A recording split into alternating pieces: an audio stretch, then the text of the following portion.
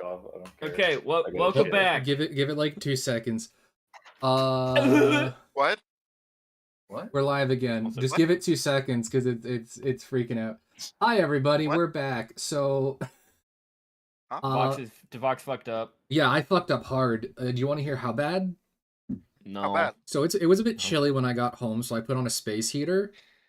Okay. The space heater is No. connected to the same fucking power bar as my computer. Oh, I don't know why. There's an empty outlet on the wall, but I have no. everything connected to this I think it's 12 outlet bar. Okay. Like all my monitors, the fucking computer, apparently my space heater, my fucking phone charger. Okay. So Well, the good job, the Devox. heater is no longer attached to that bar. Also, somehow doing that knocked out my router. Yeah, steal his setup. My setup is horrible. But last we left off on the stream before it crashed, you guys found out that this sword is magical. Thank you. So yeah, the sword is magical, but you would need to attune to it to figure out exactly what it does. Is the armor magical? The armor is not magical, but just taking now that Rosalind has taken a look at it, being a person practicing the arcane, the engravings are not magical. They are still incredibly beautifully engraved, like the whole bronze armor. Welcome back, Dylan. Sorry, I'm empty. We are live. We are live. Yeah, and I know. Yeah, I was aware. actually. I did not know you left, so I was actually okay. The sword is magical. The armor does not have. I know, like Rio said that it's magical writing. The engravings are not writing at all, but it is beautifully engraved. But the armor itself is not magical. But it is beautiful bronze breastplate armor. So what you're saying is it probably has value. Well, maybe More than yeah, likely. yeah, it's well crafted, and it didn't get damaged. The way he I'd died, bet on it. the way he died, he didn't. He wasn't stabbed. There's no signs of what killed him. He just looks incredibly pale and withered. But yeah, no, the sword is magical. But you do notice, aside from everything else, all of the other attackers are goblinoid, and he's human. And that's the only that's just kind of what stands out. And also with the armor differences and all that. It's quite a mystery how this man ended up here. You say that out loud? Yes. That's why I said it with a British accent. Oh, and not like a real human. I thought you were just. I thought maybe Rosalind was saying that to herself. I don't think he was raised by goblins. Never know. Crazier things have happened. But one would think he'd be the leader of this band. Having some sort of money. Yeah, I mean, you also had the hobgoblin that was fighting you guys had, full plate armor, but it wasn't. It was fancy. It wasn't. It was run of the mill, pretty good for it's full plate, but nothing special about it at all. Not custom made. No. But as you guys are talking, you all will just hear a voice that you only a few of you have heard, Aezra and Rosalind. You all will hear Medora speak. And as you say, you're talking to Aezra about this strange man, she would say, "The darker the world becomes, shadows walk with purpose. And she just walks away after saying that. Yeah, that Hell. tracks. I didn't realize she What do you talked mean like that that. tracks? That makes no sense. I what? Yeah, What do you mean some that doesn't make sense? I mean, that's some fortune cookie bullshit, if I'm being honest, Aezra. I mean, okay, but like, When things take are the- bad things happen, is all she really said. no. When the world gets darker, shadows walk with a purpose. Okay, think about the fortune cookie, the restaurant that we just walked through. Our entire journey here. Wouldn't Things there be have more done shadows nothing if but there's get more light? progressively worse. Yeah. Ah, And when times are dark, people take their opportunities. If you're seeing shadows When in there is- darkness, something horrible has happened. precisely. When there is disorder, the dregs come out of the woodwork See, to wasn't take that hard? advantage. I mean, she's just told us what we've witnessed this whole time. Again, I don't deny that, but still, it makes sense. It's not nonsense. It tracks. If anything, I'd say this was more of a hint to the origins of our ne'er-do-well dead companion here. I'd take her words with a grain of salt, personally. Tracks like a bird in flight. You take that back. You're just mad because I thought of something clever. No. At this point, the rest of the Fantastical Fools have kind of just like are now kind of consoling Lady Magnolia, who, you know, would have been the victim of this attacker if it wasn't for Fernie. So they kind of left. Fretch mentions that she's gonna say to the group, Fernie's probably going to be out for a bit. I'll keep a very close eye on her, but she's gonna kind of she needs rest. So if one of you can help me carry her to one of the carts, we can continue. But yeah, no, we're not gonna have a guide for a bit until she wakes up. Fernie's not that big.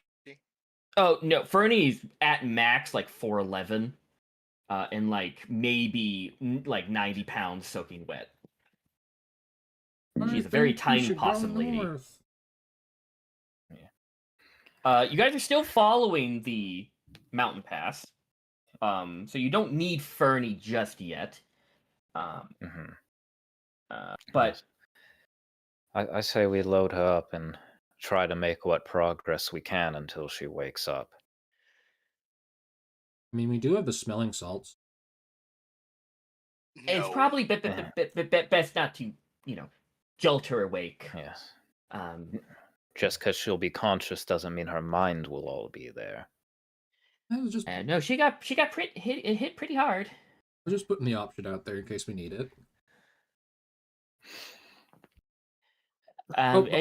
You see, Katya will help carry Fernie to the to your wagon. I will say, Storm has gone around and has been like looting with anyone else who also wants to check the pockets of all the bandits that tried to rob you guys. But you see, as he is like searching over a goblin, he takes like a coin purse and then just with his foot kicks the goblin off the edge of the pass, and it just tumbles into just the canopy below. And he's doing that with every bandit body. He's looting what he does, what he can, and just tosses them over the edge of the down the mountain. At the end of his efforts, he's going to probably going to hand Aezra, because you're going to be the closest person, just the accumulative sum of what he found on the bodies of all of the bandits. A total of 100 gold pieces. Oh, thank you. You can disperse it however you want, or keep it yourself. This is what I've just found. None of them are alive, so no chance of them coming back to come after us. So our I'm bloody sure deed I is done. wouldn't imagine they're still alive after that fall. I wasn't taking any chances, so the big guys I can't really. I mean, unless people want to help me, there's no way I'm pushing shit, those window guys sound. over the edge. I'll help. Hmm? Oh yeah, no. Okay. On 3, 1, 2, and there's only 2 Ettins that were with this bandit party, but you shove them over the edge, and you hear them just before they trail off, very violently, falling down the mountain. But you clear it off, and after a while, the Fantastical Fools will load up their wagon, and you guys in yours with Fretch looking after Fernie, and continue your journey. It is probably like 10 a.m. if I remember correctly, so it's like just the beginning of the 4th day, Five, on your journey. 6. Also, the armor, the fancy armor the guy had, would it just be ornate bronze breastplate? Yes.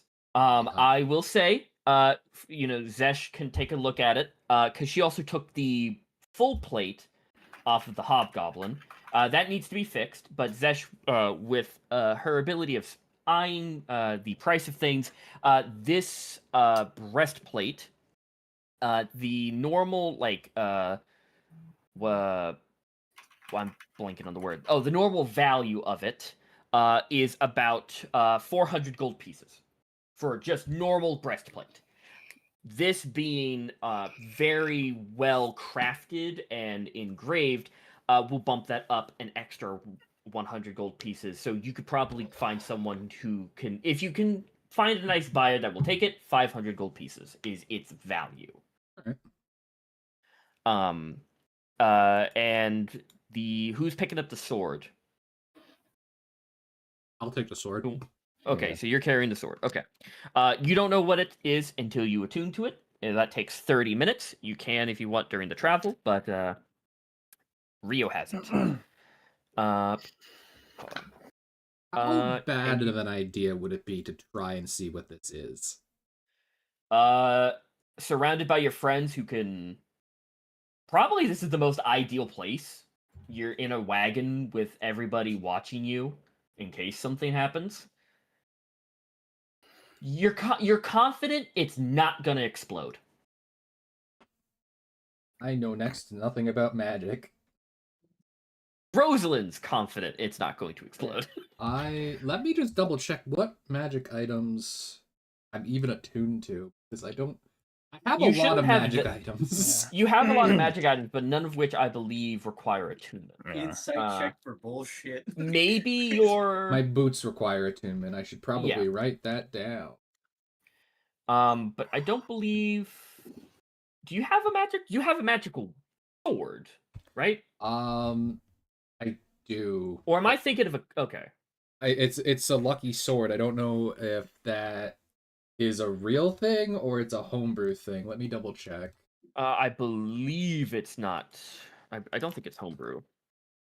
Oh god, it might. I don't remember.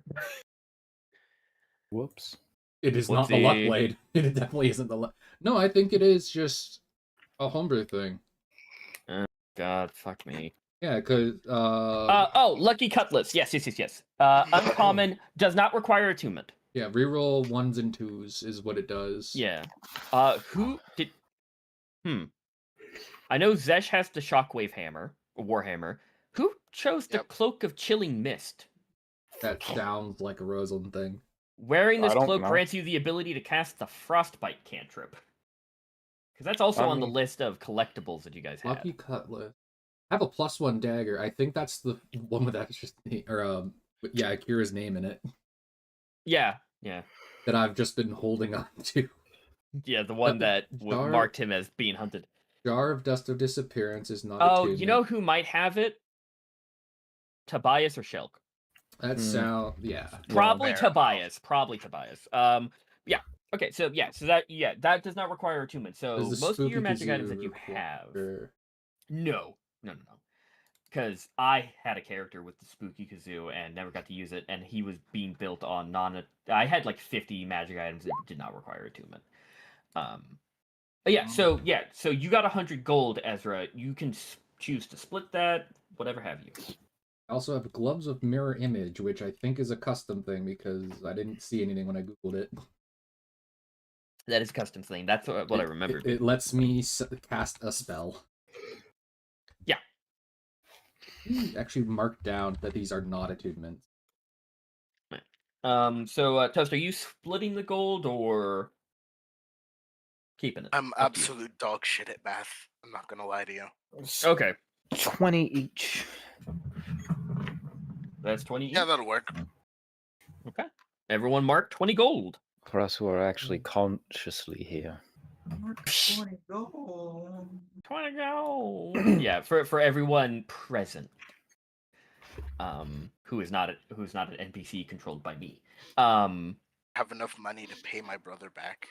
You know damn well he's going to tack on some interest. So probably Oh, not. if he adds that interest, he knows damn well I'm not gonna pay him back. Okay. So Rio, are you attuning to the slender dark iron longsword? Sure, why not? Okay. So everyone else, while you are traveling for the rest of the day, anyone else doing anything while you watch not Akira, while you watch Rio focus on the blade? I guess I'll fiddle with the orb. You're fiddling with the orb. Yeah, roll me an Arcana check. Anything particular that you want to discern from the Terracore? Or are you just fucking around to see find it? Okay. Trying to... Yippee. Okay. And then follow. What do you want? I'll just look for a I potion. hate these ingredients. dice. You're gonna look for potion ingredients? Roll me a survival check. Halfier, are you also gonna look for Fucking hate potion these ingredients? Crazy. You guys, so if bad Ezra, bad, smack, bad. What checks were they again? Survival or nature, depending on which one's higher. 13 inches long, but a half-inch diameter. So you don't notice anything. You fuck around with the Terracore, but you don't explode. But you also don't find out anything. Anything of use. However, you are like you're having trouble with it. It's like almost not cooperative today. It's like every time you move it, it shifts back in place. Like no. God damn insulin puzzle box. Akira, you and Halfier are looking for potion ingredients just on the side. You managed to find 10 common ingredients. Alright. So you can split that 5-5 or whatever have you. 5-5 sounds good to me. Rio. Yeah. You attune to this longsword. And you're not cursed, or at least not to your knowledge. I'm already cursed, so... This is a +1 longsword. It also called Dire Fane. Type that in chat.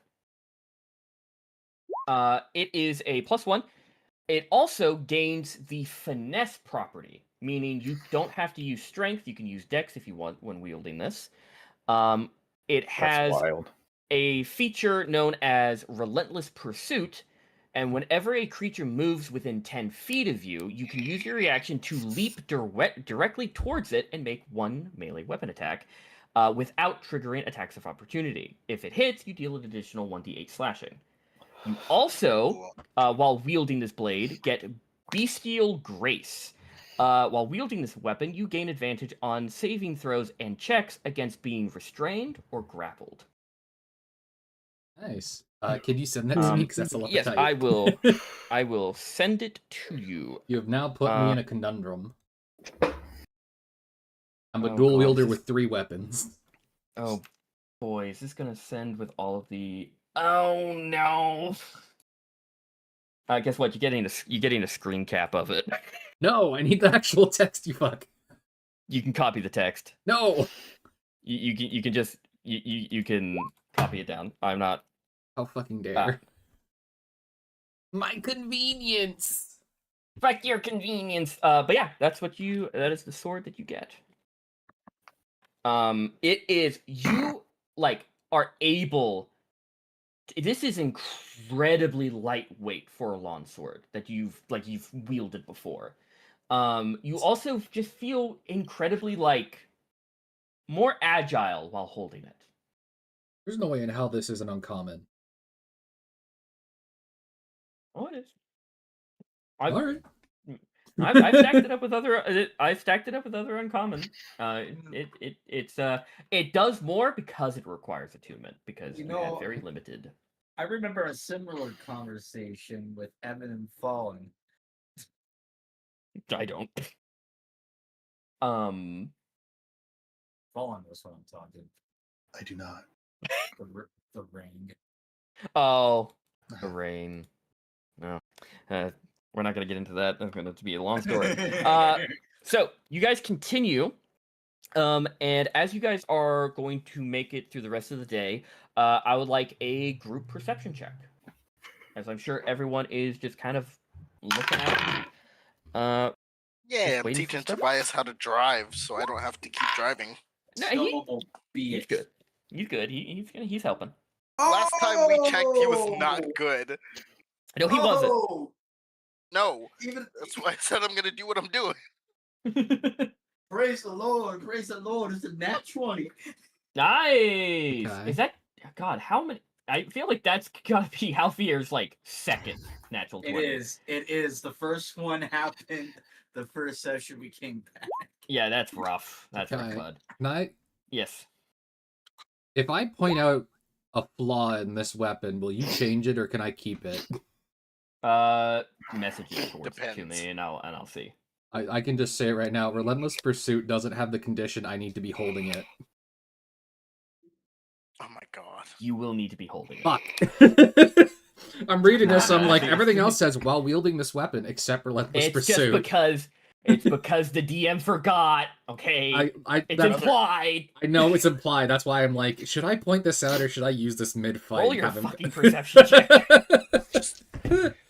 Do what I told you to. Just grip the third sword in your butt cheek. You'll be fine. Oh God. I mean, I could do the whole. I have 2 sharp teeth. I can't do the mouth thing. Perception. And then someone can do me a favor by rolling a d12. My turn. Okay. Oh. Okay. Akira's got it. Every other time, Fallen's like, I can do it, and someone else has already rolled it. Okay. Wow, 3 20s. Good shit. 9. Perception. 9. Okay. Oh, that's fun. Roll me a d4. No. No. 4. Okay. Oh, that's fun. Okay, cool. So you guys, if I remember correctly, it was a from the previous night with Devox rolled VD12. A storm was on its way. Sometime during the night, it did roll over, but it's still an overcast, kind of gloomy day. The wind is still picked up. It's still no respite from the warmth of the summer months here. It is still incredibly muggy and warm. But I will say, and thank you, Fallen, because this is going to be kind of fun. All of you hear you hear music. This kind of God, what's the word? Not the mechanical sound of Is Is music. it a string? Kind of instrument? It's a string instrument, but it kind of has like a metallic like mechanical twang Violin. to it. Yep. Kind of like like you know like those music like birthday cards that if you open it it like has music. Over a while when that breaks they sound Eroded. very robotic. Yeah. You hear that. But it's like this nice little violin sound to it. But it's the trail turns a corner and you hear the music is coming from the other bend of it. So you would have to round the corner to see it. I will say at this point, you continue your journey around 10 a.m. It is now roughly 4 o'clock in the afternoon. Fernie has woken up, but is still kind of dazed and immediately fell back asleep because she's exhausted. So Fernie's like, you just take the bend, it's fine, you just continue. Wake me up if you really need something, and she'll fall back to sleep. But you hear that whirring sound of music. Not worrying, but whirring. Am I saying that correct? I don't fucking know. Whirring, yeah. I don't. Yeah. Okay, good. We all know I fuck up words, Heroes so that's what Feast. you hear. Shut up. You're making fun of a speech impediment. I make fun of people with colorblindness. Well, yeah, but that's colorblindness. But yeah, you hear the music. What are you all doing? Do we just approach or... Continuing on. I'm a driving. Okay. Unless anybody's just like, hey, hold up, this shit's sketchy. I'm just gonna be like, It is sketchy. Keep going faster. Might be more harpies. Yeah, never follow the song. That's like the number one rule of any adventure. Well, unfortunately, yeah, well, we're following the damn song. It's on the path. You know, pick up speed and shark and run it down. Well, yeah, you have. Yeah, you're on a very thin, mountain path, and so Halfier, listen, it's there. Just so you have to round the corner because if you turn the other way, it's just a straight plummet down. So, but you continue. Yeah. And the first thing you notice, kind of very like, it's taking up most of the path ahead. Not entirely, but you see a cart and a little bit of a half semicircle tent with a couple of tables laid out. And you see a mechanical violin, like with gears and everything, slowly playing the instrument itself. Very jaggedly and like not good, like it's not perfect at all. But that is where the music is coming from. And you see, tied to a tree, kind of by its reins, a large bird-like creature with a beak resembling an axe. This is thank you D&D for the very on-the-nose name, an axe beak. Chocobo. I slow down. Yeah, you slow down. Yeah, you see you see items on these tables in this semicircle tent. This is a storefront, but you don't see any proprietor yet. You would have to get a little closer to see if anyone's in there. I go ahead and let everybody in the back know what I'm seeing.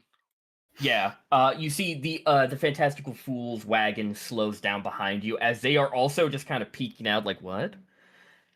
You guys get told that there's a storefront in front of you. I think we should stop and check it out, because my logic is either we're about to get robbed and we're going to get robbed either driving or stopped, or this man's about to have some crazy shit. Tell the others to like stay posted. This is like some Fae type shit. I don't trust this at all. Actually, That is mighty suspicious. Why would there be a shop when there's bandits roaming, not... can I ask, in my travels, have I ever come across anything like this ever before? With confidence? No. This is like something where he's gonna appear in a puff of smoke and say, "Would you like to make a deal? Give me your name," and then we won't be able to remember our names. Well, look, I'm willing to make the sacrifice. Like, I'll hop out. I'll go see if I can find somebody. No, It's like, absolutely not. Not with that mentality. No. As you guys are discussing this, you hear the great Gregorius call out, "Whatever you do, please. We have quite a bit of a journey still left, so we'll stand back. But with due haste, please. But be careful. Of course. We'll stay back here." Look, I'll Rush just ahead. look if I get You rush what? ahead. No, Are you taking the cart, or are you getting off the cart and going? No, I'm getting off the cart. Yeah, Aezra just hops off and just starts going towards the Jared shop. jumps out and starts running. I'm flying. Anyone else following these two, or are you staying back? I will follow. Okay. I'll stay with the cart. You stay with the cart. Rio's following. Storm, Katya are also and Venora will go with you. Fretch is not fucking with us.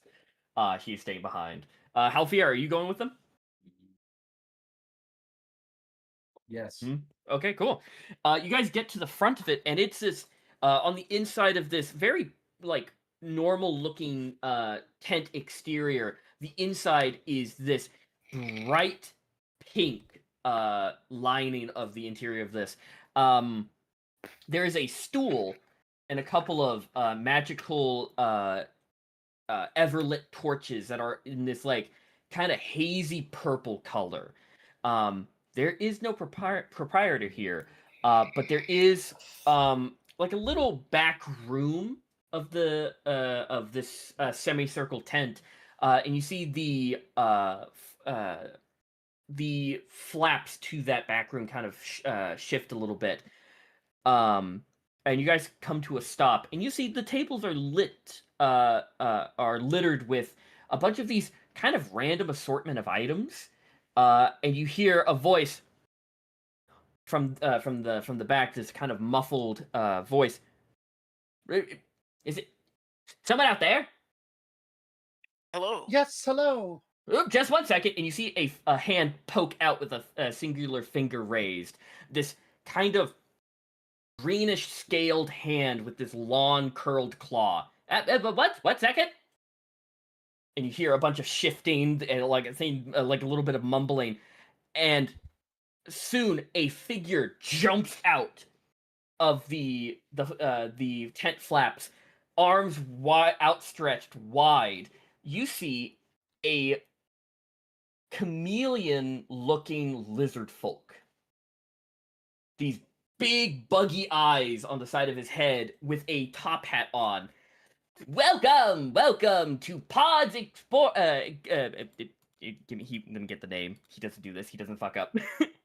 Welcome to Pod's Dumpster Emporium. How may I be of service today? Why are you here? Well, that's a good question, my man. I am on the journey all across the beautiful planet that we call Rayun. I'm selling my wares, I'm trading wares, and I'm taking your garbage so that it's someone else's treasure. For this is Pod's Dumpster Emporium. You know what? I like this. What you got? Oh, as you see, everything here at Pod's Dumpster Emporium is traded by other people for other people. So, if you have, this is a thing of, you could either pay for an item, or if you have something of equal exchange, you trade. Mhm. So, see. I have a couple of, like, very nice little things, and he points out, and you see, he doesn't have the most fanciest of items. These are a couple of, he has which would you like to peruse? The common magic items, the uncommon magic items, the common potions, or the uncommon potions? I'll do uncommon magic items, but that's what this level of what this sword is. I wanna see Yes. uncommon. Uncommon items, yeah. You see he has a bag of holding that looks like it has an immense amount of wear and tear on it. You see he has a couple of sending stones, an alchemy jug, a cloak of protection, boots of elven kind, an immovable rod, and a boomerang in the shape of a lightning bolt. Please have a look, and if you really like something, well, we could either discuss a price, or we can trade. For your trash is another person's treasure. See anything you like? I did. Yeah, Aezra. Sending's that spell that lets you talk to people, yeah? Yes, it is. That'd be pretty useful but for to sending have. stones, it's only paired to each. Yes. It's a pair of 2 cell phones. Yes. Yeah. Walkie-talkie. Yeah, it's a walkie-talkie. Yeah. So you can cast it's sending, but for just the people who have the item. So it's not like incredibly versatile. It is incredibly useful. well, yeah, but you can't talk to anybody outside of. You get the point.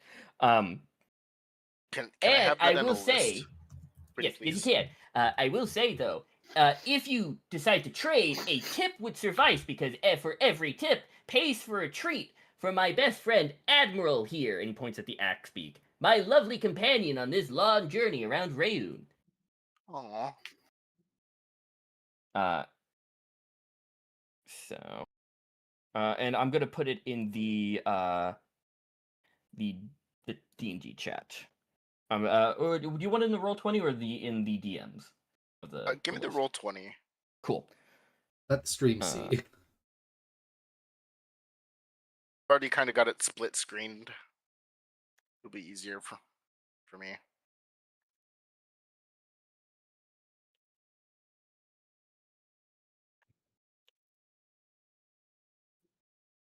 Alchemy jug.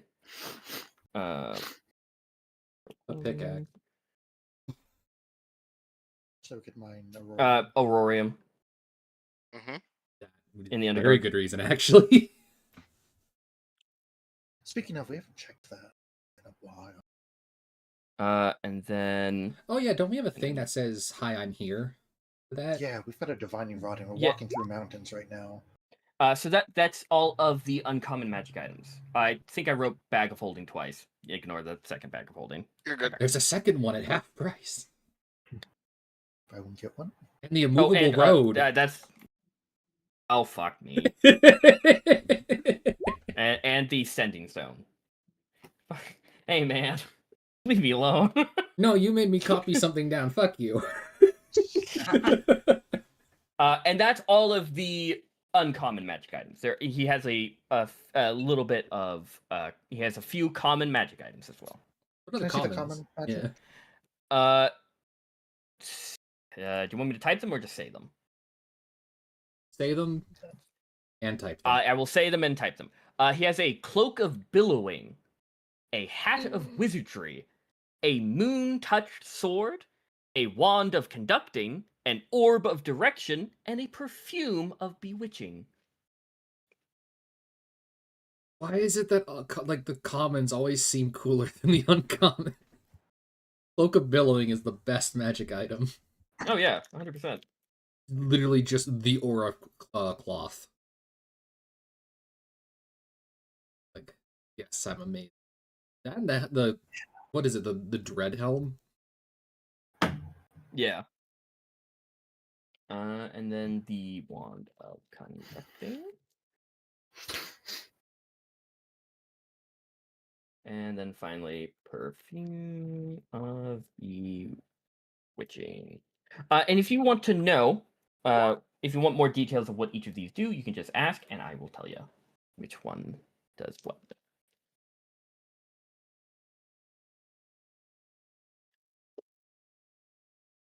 How much is the Cloak of Billowing?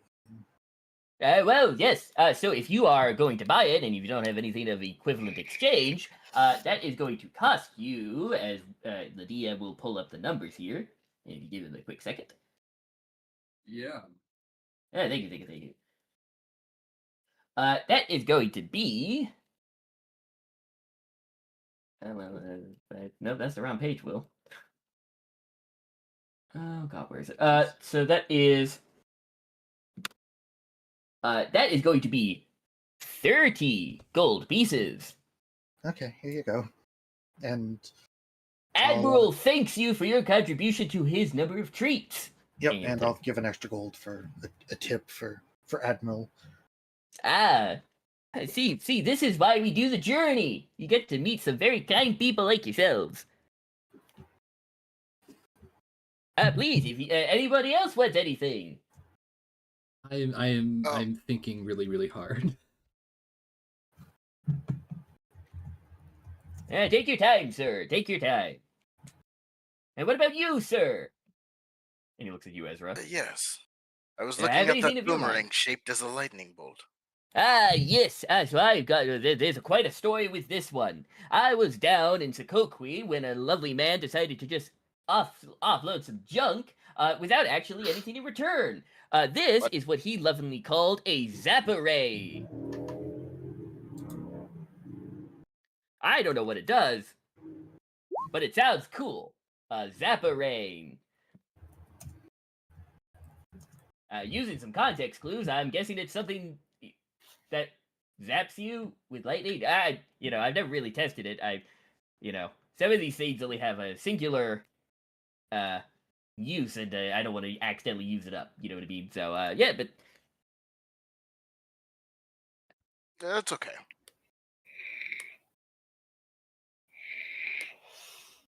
I think. How much are you thinking for it? Oh, well, that. So since it is not as common as some of these other items, so it's going to, if you are indeed going to buy it, if you don't have anything of a similar exchange, that is going to be exactly 200 gold pieces. Well, I've got this, and he's gonna reach into his backpack and pull out the Hellfire hooked spear. I'm sorry, the fucking what? The Hellfire hooked spear. Where did you get that? Good question. I don't remember. These are just DM. Oh, did you get it from the guy in the doorway? No. No. You know what? I'd have remembered that. Did you get it from the druid? No. Like the evil druid? There was an evil No. druid at one point. There were 2 evil druids at one point. Yeah, but neither of them had the Hellfire hooked spear. So. Because Oh, if that was the case, then I would have had my sickle above the Hellfire hooked spear. This must have been before I showed up. This one. Okay, so Hellfire. I got it. So this is actually not something that I've made. This is something from Wizard of the Coast. But it is the hook, right? Yeah. Yeah, the hooked short spear. Yeah. So that is a uncommon item. So yeah, no. So he will trade one uncommon item for another. Well, that exactly. Yeah. So if you're willing to part with that, I'm willing to part with this. I am perfectly willing. Because there honestly, we go. Here's your zapper reins, and I'll take whatever the. Holy shit, that looks cool. If someone is on their last breath and you hit them with this one more time, they'll be sent straight to, That is horrifying, but here at Pod's Dumpster Emporium, one man's trash is another man's crime. I guess. I don't know. Someone will find a use of this. Zapparang. Here's your zapparang, sir. So I have this jar of dust. I've been told it makes things invisible. And you haven't used it? I have never once used it. God. Is it the dust? Dust of disappearance. Disappearance. I think I got this all the way back in Rosna. Yeah, you did. And yeah. So if you are willing to trade that, it's an uncommon item. You can trade it for any of the other uncommon magic items that he's providing. I'm looking at these sending stones. It looks really useful. Oh yes. Again, this came from the same man who was offloading a lot of magic items for nothing in return. We don't ask questions here at Pod's Dumpster Emporium. I'll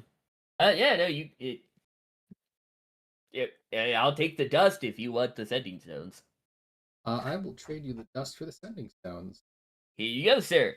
Yeah, and they're just normal sending stones, so you can look up the exact wording for those. It's Anything one a day else that Sunday. that Pod here at Pod's Dumpster Emporium can give to you guys? Remember, every tip goes to Admiral. I do want a few other things. Okay, yes. But we'll get back to you. Sure. And he looks at you, Halfier. You've been perusing the wares. Anything that you like while your friends are also buying? Not that I can. Yeah, that's perfectly fine. We do have now, if these certain like items are not for your fancy, I do have a couple of potions, not many, but I have a couple. We have a potion of we have like a common potion of healing, a potion of climbing, and a potion of watchful rest, as well as a few uncommon potions of greater healing, hill giant strength, and one potion of invisibility.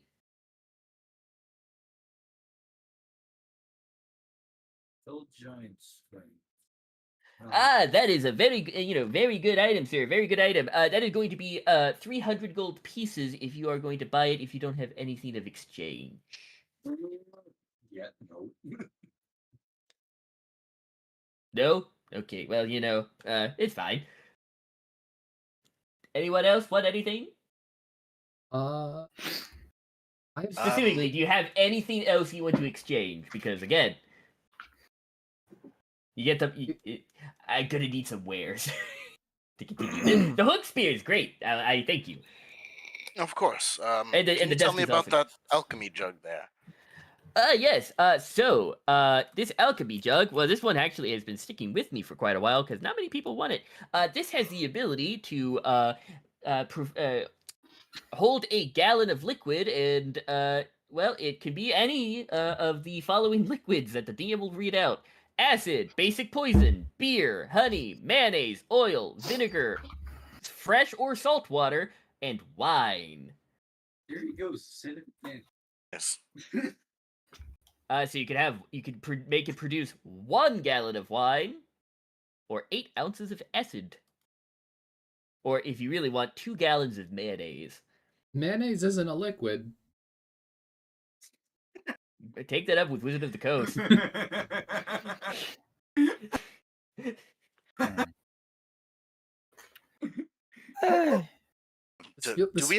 Do we already have a bag of holding? Do we have a bag of we do holding? not. You do. That's what holds the Terra Core. We have correct me if I'm wrong, don't we have like a special backpack that Tobias has?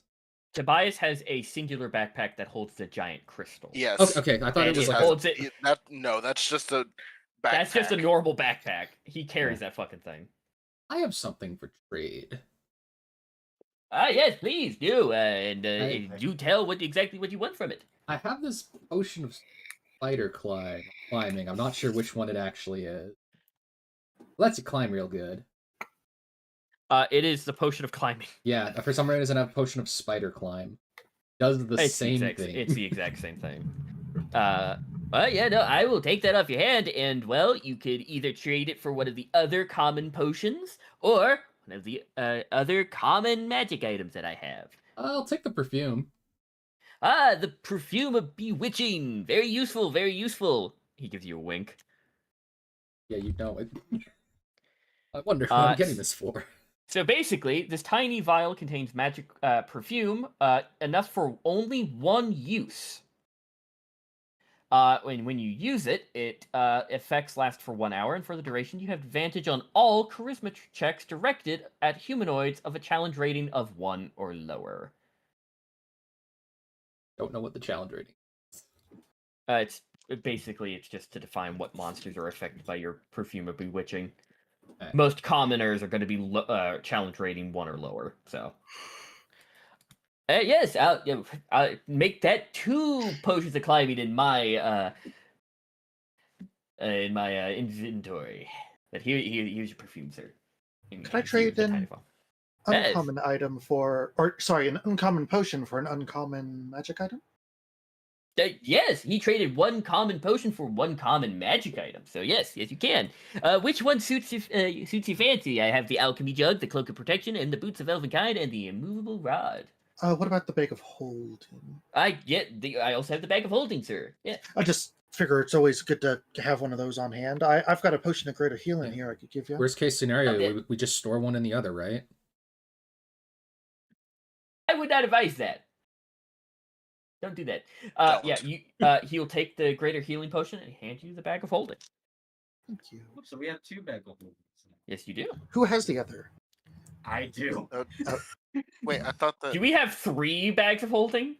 Zhess has remember- 1. Oh, You remember my homunculus is a bag of holdings? Wait, yeah. Phantom has, since he's an artificer, remember. he has a bag of holding. Zesh has a bag of holding. Now you have another bag of holding. We have a sketchy bag of holding. You might want to check if there's anything in there. It has been checked for items. You have checked. Okay. Smart man. I have. No, you wouldn't believe. Actually, it had stuff in it. It had a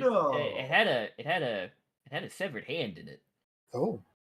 Yeah. Once again, don't ask questions. Was it like all shriveled up?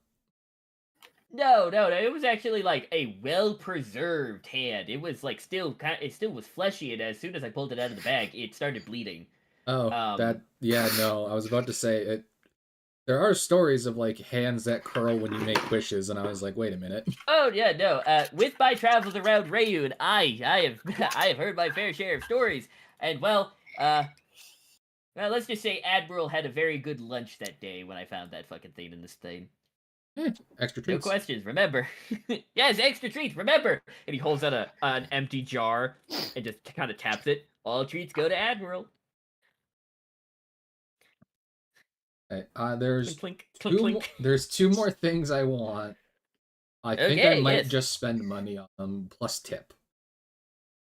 How much would you sell the Orb of Direction for? First off, the Orb of Direction is a common magic item. That's going to be about 30 gold pieces, sir. I will give you 32. Okay, thank you. Admiral appreciates your generosity, don't you, Admiral? Yeah, see. So the Orb of Direction always points north. Yay, the sailor has a That's compass. the only use to it. And what was the other thing that you were interested in, sir? This hat has caught my interest. This cone The Hat of Wizardry! Yeah. Yes, a very useful thing. It allows you to use it for your spellcasting needs, but also you can try to cast a spell that you do not know. It might have it might be successful, it might not. That's just silly enough that I want to buy it. How much? I will say, as the DM, it does require an attunement by a wizard. Motherfucker. Which we don't have in our party at all. We have quite a few. You motherfucker. You know what that means? Oh, actually, no, it does actually say table. I rolled on a table, and I got it. It actually does say it needs attunement by a wizard. Never mind. Just means the next collectible friend is a wizard. Maybe. All right, one of our characters needs to die and become a wizard. Shut up! Pod holds out a dagger. I can make that happen. The law of equivalent exchange. What common potions do you have? He has common. 1 common healing potion. Now he has 2 potions of climbing and 1 potion of watchful rest. 5-hour energy, my favorite. His uncommon are greater healing, hill giant strength, and invisibility. Hill giant strength. Your strength becomes 21 for 1 hour. This guy keeps talking about equivalent exchange. He's either a Fae or a Part 8 JoJo villain. I told it he's a Fae. I'm just saying, that's the entire philosophy around Pod's Dumpster Imperium. Actually, you know what? I'm just going to straight up ask, are you a Fae? What makes you think that? Just energy, vibes. You're a guy in the middle of nowhere selling wondrous things. Look, if I ask you if you're a Fae, you have to tell me. Yeah, we've already bought things, so it's like. I just set up shop because this is a common path for people to travel on, and well, I'm making my way to Razna at the moment. Just buying and buying, exchanging, and selling some items. For people would ever come across. Actually, I was about to set up shop. That's why I was in the back. I was, getting out of the salesmanship attire. And you see, he has like this top hat on and like this like little like tail coat that's very dingy and full of holes. What do you know about the rock people? What do you know about the war happening right now? It's terrible, actually. I had a guide with me. I cast mending on his clothes while we're sitting here talking. Yeah, you are aware that, like, as far as I'm aware, Razna is the place where they're like, we gotta kill a bunch of people, right? Well, I mean, I am always keeping myself very vigilant. I have Admiral for any help that I need, and also, you would be very surprised how many soldiers of either side want powerful magic items. This has been incredibly profitable for me and Admiral. All right, so, just saying. As long as you know I'm not your dad, you can do what you want. I'm glad you're not. My dad's dead. Anyway, anyone want stuff? Yeah. Part 1. Can I still cast mending on his? Yeah, you cast mending, and what he has. One eye trained on Rio talking to him, and the other just slowly shifts towards you as you cast mending. But he's still talking to Rio. But he that one eye is looking directly at you. But you cast mending. You fix up his clothing. Yeah, bless you, ma'am in the cart. But what do you want? Anything? Anything else, people? Before I pack up show, because I got some traveling to do. But you have been great customers. I was looking at that Moon Touch short sword. If you could. Yeah, it's very useful. You'd be very surprised how common these are.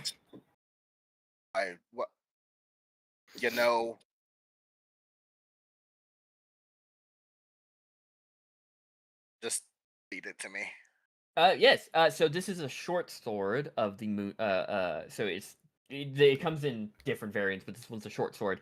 In darkness, the unsheathed blade of this sword sheds moonlight, creating bright light in a 15-foot radius, and dim light for an additional 15 feet. That's all it does. Is in darkness it glows. Very useful nightlight, actually. I've been using it on the journeys here in the dark. Torches give your position away. Moonlight I feel terrible taking this from you. I have like 12 others. It's fine.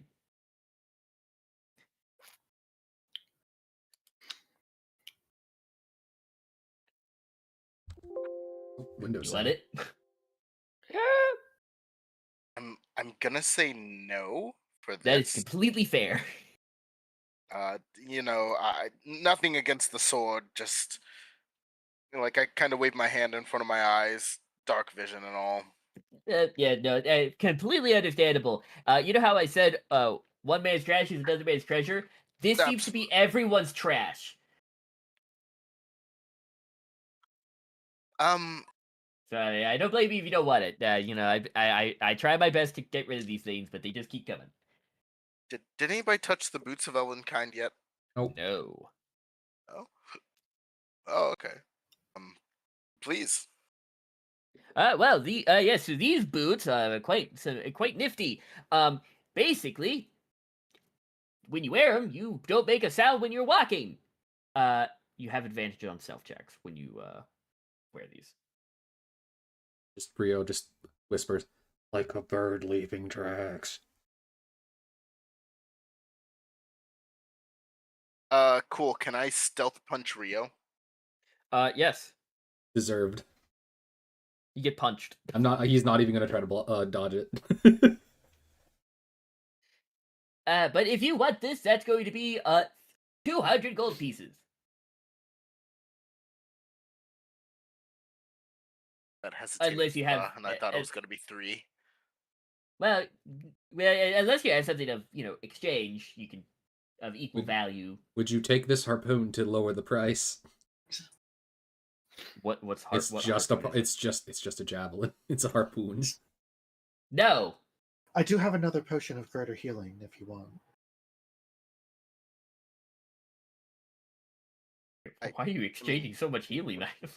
I have. Oh, I you have can make money. them. Yeah, I can make them. Listen, he's dealing. Either way, either you pay for it, I take the greater healing potion. That is perfectly fine with me because that is worthy exchange. So, and he holds out his hand. Which one will it be? I'll pay for it. Okay, that'll be Put that 200 back in gold your pocket. pieces. If we're sitting somewhere dying on the side of the road, you're gonna need to take a sip. Okay. I don't wish that to happen to you. Please do not go bleeding on the side of the road. That's very bad for you. And don't worry about it. We know. Okay, good. Well, that'll be 200 gold, and here are your boots, sir. I'm anything gonna else I like can help you immediately with? like kind of like fold over and like start putting them on. He'll put 3 Ezra gold pieces in the crumples. jar just to even out his. He'll start putting them on. Nice, yeah. You put them on. They're magical items, so I'll just say that they fit themselves to fit your feet, because So nice. we're just because the idea of you can't wear these boots because they're made for a human and you don't have a humanoid foot. That's stupid. It's magic. So you wear them. You put a couple in the tip, couple of gold pieces in the tip jar to even out your money. Well, thank you for your thank you for being valuable customers for Pod's Dumpster Emporium. Is there anything else I can help you with? And if not, I have to pack up and hit the road. Yeah, it's a long journey to Razna. Happy? I've got everything I was going to grab. Looks at Halfier. Are we happy? Yep.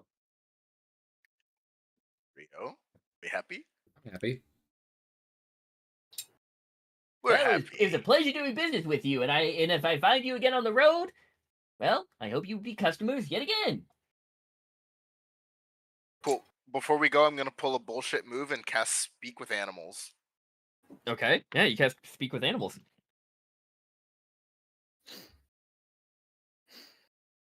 You go talk Hello, to Admiral. Admiral. Hello. How go your travels thus far?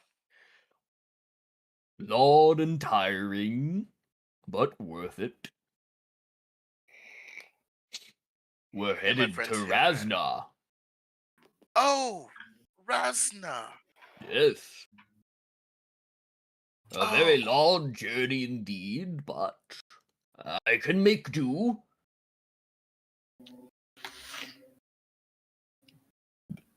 Well, I honestly, you know what? Safe travels. As same to you. Same to you. Same to you. And I appreciate your donations to my treats. They are they're very much appreciated. Give a short bow. He bows his head too. Safe journey. Safe journey. Here's a shoe bill. How long does Speak with Animals last? Like an hour, I think. Yeah, an That's hour. actually- Yeah, okay. So you all grab up your magic items that you've acquired, head back to the cart, and you see he grabs his own bag of holding, takes all the items that are on the table and just starts throwing them in. He collapses the table. He presses a button on the kind of mechanical violin, and you see as it wraps itself up, it starts like folding like a transformer into a nice little box, and he shoves that into the bag of holding. And he does the same to the tables, and they fold up, and he just shoves them in the back of the bag of holding, and waves you on by as you guys continue. Safe travels. You're going to do something, Akira? Just once we get back in the cart, I'll hand the cape to Storm. I thought you would look kind of cool with it, so I feel like it's very befitting of you. What does it do? And he kind of puts it on. Gives you AIDS. Shut. You gave him the cloak of billowing? Yep. He just stands there. And all of a sudden, you guys my see God. without wind, the cloak starts billowing cinematically behind Storm. Wait, Can't what does it believe I do, didn't think actually? of that. Oh, that's actually kind of cool. Thank you, Akira. Of course. And he puts his fists on his hip. It kind of strikes a pose. Perfect. We have to get you painted like that someday. I would like that, actually. I've never been painted. Well, I Honey, hope you all enjoyed your little shopping spree. we did, and I got you something. How did you now? I think it's magic. I'm gonna hand over the perfume. Yeah, you get given this tiny pink vial full of like a Hmm. little bit of perfume. What? Yeah, I they examine it closely. they said it helps you Oh. charm people, but you're not gonna have to use it on me. Oh God. How sweet. I give him a little kiss on the cheek. Rio did something right for once. Yeah. That entire exchange, Katya is just gonna roll her eyes. I Oh, take a God. little whiff of it. Smells very lovely. This might come in useful. Alright. Maybe we should be on our way before we're ambushed again. Yeah, you guys are already continuing your journey. Don't worry, they won't stand a chance. Got this. No. He Certainly holds out not. the fucking Zapparine. Oh, what the Zapparine does, it does not require attunement. Let me tell you what it does. So, let me grab it up. So the Zapparine, it is an uncommon magic item. The weapon type is Boomerang. It is a custom weapon over here. It is a simple weapon. It has the properties of finesse and the thrown property. It also has the rebound property, meaning if you throw it, it comes back as soon as you throw it. It has a range of 30 to 120 feet. 120 feet is at disadvantage. It does 1d6 slashing. And it is a +1 boomerang. And every time you hit, it also does an additional 1d6 lightning. However, the special property is that if you get a critical hit, a small bolt of lightning jumps from one target to the other. So if another creature is within 10 feet of the original target that you hit the crit, that target takes 1d6 lightning as well. Yeah, I never would have guessed that it was. The Zapparine! Okay, so does 1d6 1d6 slashing damage per hit. And finesse means that you can either use your dex or your strength with it. Oh, okay. It is a simple weapon, so you are proficient in simple weapons, so you add your proficiency. Here, actually, I can copy this to you. It's going to have some weird formatting issues because it's from the document that I have, but... Anyway, they'll be fine. There you go. Sent to you so you can copy it if you need, including what Thank the you. rebound property means. So yeah, you guys continue your journey. You travel very late into the evening. At one point, Fernie does wake up and starts kind of directing you guys to where you need to go to bed down for the night. You guys set up the tents and hit the hay. Does anyone want to do anything during the evening, or we are just going to skip right towards morning? I'm gonna stay up and make potions. Cool.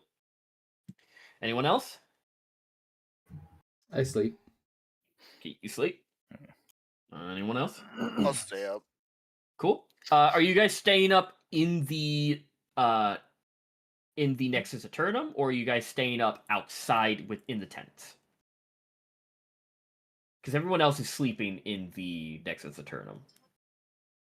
I'll do outside the tent.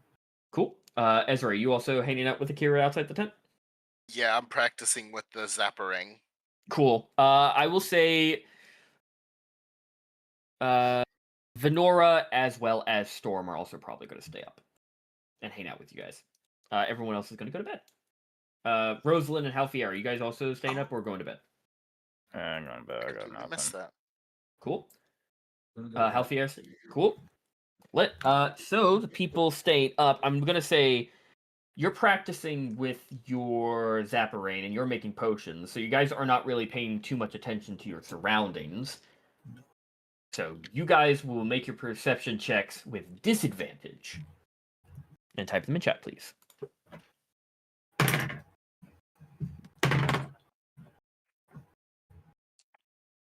Disadvantage. Mhm. Disadvantage. Yes. This is perception? Yes, sir. Yeah, Akira, you're too busy making your potions. Yeah.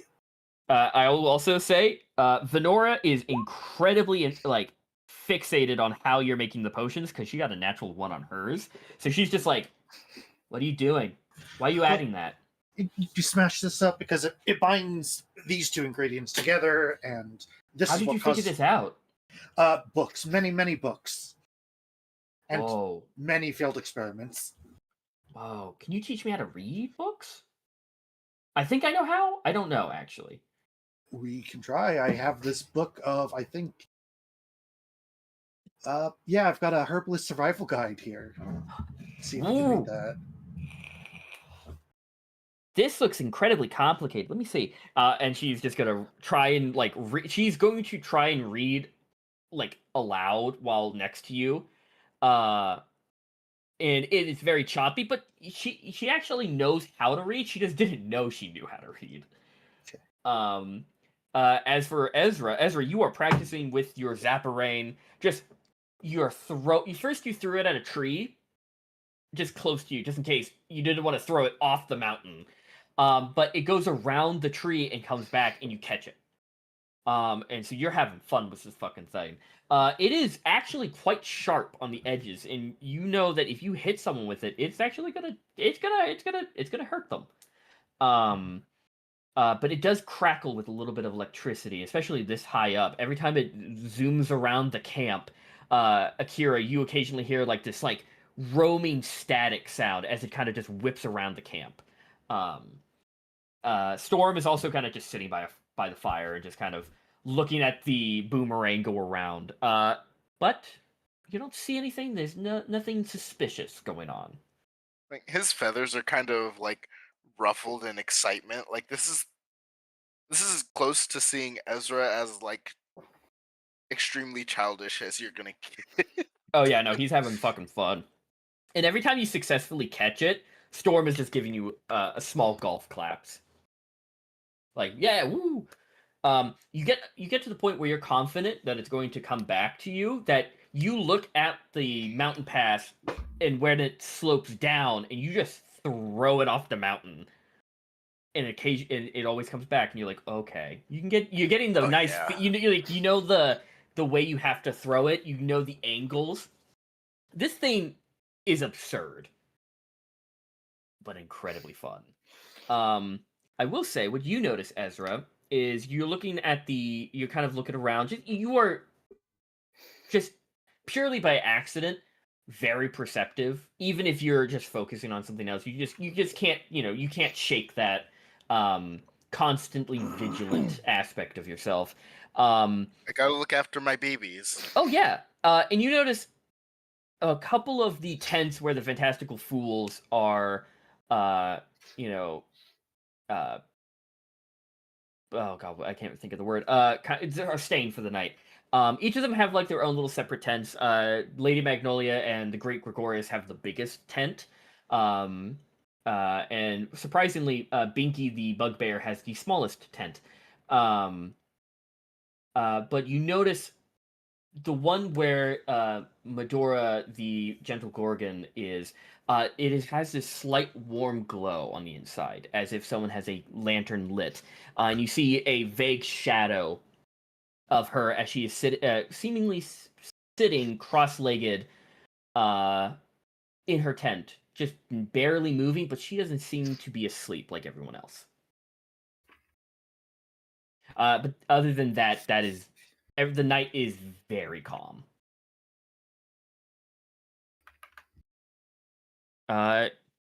You have you figured out what potions you want to make, Fallen, or are you're thinking that? I made some. Cool. I made a couple potions, normal potions of healing. I refreshed my potion of greater healing, and I refreshed the potion of watchful rest I made. Lit. Nice. Cool. With that, do you guys want to continue doing anything or go today? I'm a bug Medora. Okay, you go.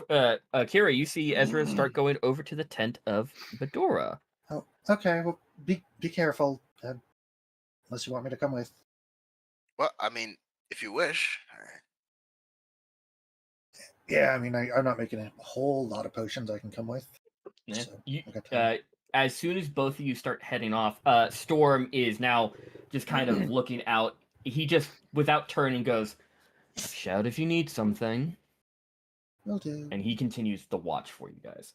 But you guys head over to the tent, and before you, like, even like attempt to like make some noise to be like, ask for entry, you hear, "You can come in." Yeah. She's a fortune teller, so it makes sense. Yeah, well, I mean, you say that, she goes, "I can see your shadows on the tent." Oh. I'll lead the way. You guys hold open the flap. Yeah, you hold open the flaps, and you see she is sitting, legs crossed, staring. The veil's still down, but she's staring directly at the flame in this lantern, this like little hooded lantern that is in the middle of her tent. Having a lovely evening. Yeah. Very productive. And you see she kind of shifts her head and looks kind of at the canvas of the tent. She goes, "It's going to be violent storms soon." Thank you for the heads up. Make sure to nail down your tent a bit harder. It might fly away. I'll take note.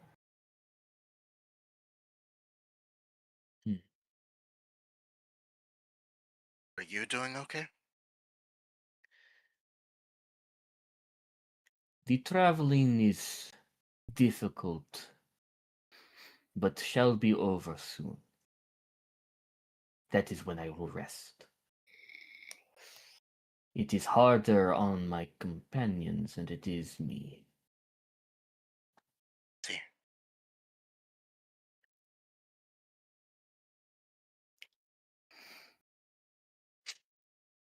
The reason for your stopping by tonight?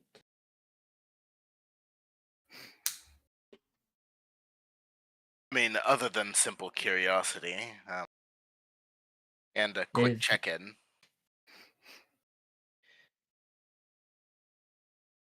Well, considered me checked in. Checked on. Unless you want your fortune read, I still will charge. And that is absolutely something. One of the reasons I'm here. The other reason I am actually here is because. No, continue. I'm here. No, you're good. Mm-hmm. We kind of noticed you've been eyeing Rosalind. Is everything okay there? A bit of a check-in and idle curiosity. And she looks at you, Aezra.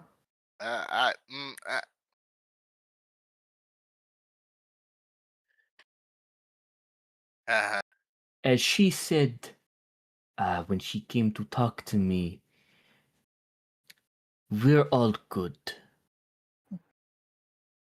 Okay, so I didn't know she checked in with you. Apologies for bringing it up again.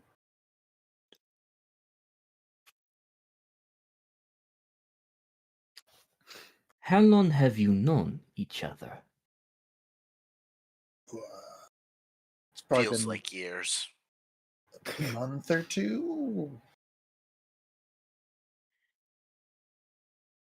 She looks at she look kind of, you see her, you, even with this kind of dark semi see-through veil on her kind of like shadowing her face, you can tell in this low light her eyes are a kind of almost bright neon orange, and you can just slightly see they kind of glow So by pretty. themselves. She kind of looks at both of you, and you can tell there's a hint of a soft smile. We might have known each other for short times, but the soul knows for longer, even when you don't know it. Oh yeah, trust me. Like I feel it all the time. Like the way of the road, and like days seem to drag on and on. You know, Way of the road, boys. But you came here for a reading, no? Yeah, I mean, I'm kind of interested in the reading, if that would be all right. She looks at Aezra. You I'm not too? gonna lie to you. He beat me to it. I mean, I was gonna like come on over and like kind of bug you about it, but I mean, we're here. That is you see you every, like, she is wearing these very this very long flowy dress that covers her hands, but you see she shifts it and produces not you're expecting cards, but she produces a cup and places What? it down, and then her hands move again. She places another cup down. I read leaves, not cards. That's Ezra's the feathers kind of like puff up 20 and he each. bounces. Oh, I'll pay both. What? She reads leaves. Come on. It's been a while since someone's been excited for my abilities. It's like the stupidest like smile is on Ezra's face, and he's just like kind of shaking his fists up and down. Yeah, yeah, yeah, yeah, yeah. You will give her the 40 gold, 20 each. Yep. And she will pour each she right next to the lantern is this like lovely little black kettle. And she grabs it and pours a little bit of the contents, and you can tell it's tea. Grabs both of the glasses when they're full, kind of swirls them a bit, and then hands both of them to you. One to each. Be careful. It is warm. But you need to. But she will hand you the cups to drink. Ezra will fan his for a little bit and blow on it. Mm-hmm. Both of you drink? I do. Sip. I'm gonna need two things from both of you. Yep. First, I'm gonna need a con save from both. At disadvantage for both of you. Poison. And then a wisdom save from both of you, normal. Does the con have to do with poison? No. Okay. She was on count I'm alive. Hmm. I was right. I read leaves. So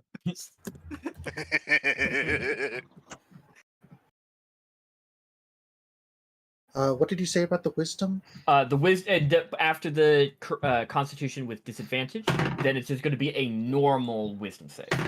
Okay. Non disadvantage for me. Damn. Okay.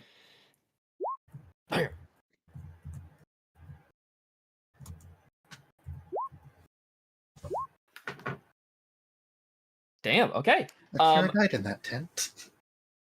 So you guys you guys drink.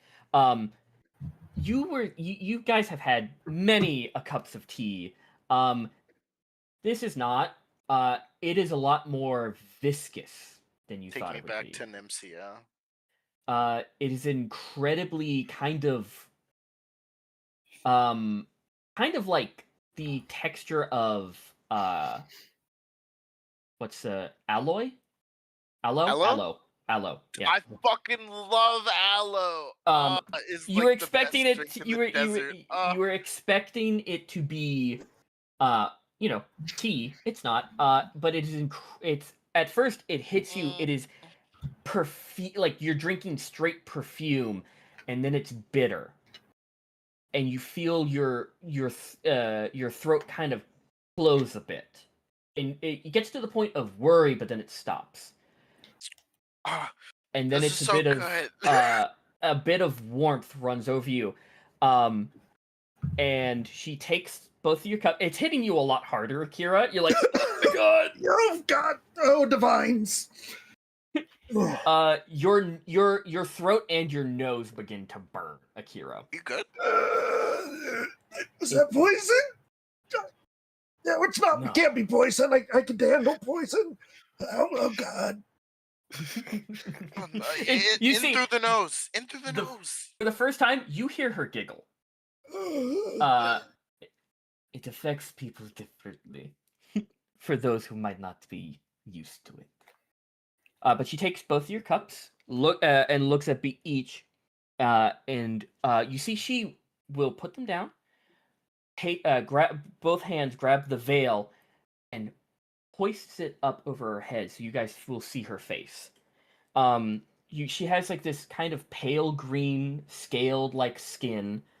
Again, these bright neon orange eyes, and she looks at both of you, and you immediately kind of feel yourself tense up as she like meets your gaze. And the light that is given off by this hooded lantern dims drastically, and you both feel a chill run down your spines as she's like, her hands are on her legs, but you feel as if someone, like the shadows themselves, are creeping across the tent and grabbing your hands. There's like this weird, like, almost bottom of the pit of your stomach dread feeling wash over you. Doesn't last terribly long. It lasts a lot longer for Akira than it does Aezra. Aezra, you're like, oh, uncomfy. Okay, never mind. We're good. Oh, They're dragging me to hell. And what? she Are you good? as if you look back at her, her eyes have rolled so far into the back of her head, it's just pure white now. Like for a split second, Ezra's gonna like have that internal like dad panic of, oh my god, no, and then he's gonna like, oh wait, right. And then, Aezra, you're slightly panicked, but you're pretty good. Akira is freaking the fuck out, kind of next to you. He is shaking like something fierce. Like he looks like he's stuck in the cold. He is shaking that much. Can I, like, Yeah, I don't want to like ruin the experience, but at the same time, I kind of want to like just like, I'm here. You're not being dragged to hell. You could be like tap tap, but he Like is a gentle he's like having a bad trip at this moment. But soon the cold shiver leaves you. The light kind of roars back to life in the lantern and kind of flickers with this orange glow around the tent. Her eyes come back and she lowers the veil. And she looks very hesitant. And like almost stiff in demeanor, like she's gotten very uncomfortable.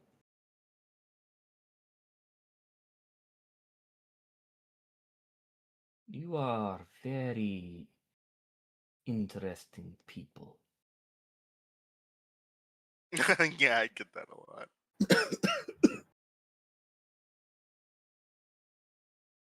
It is very concerning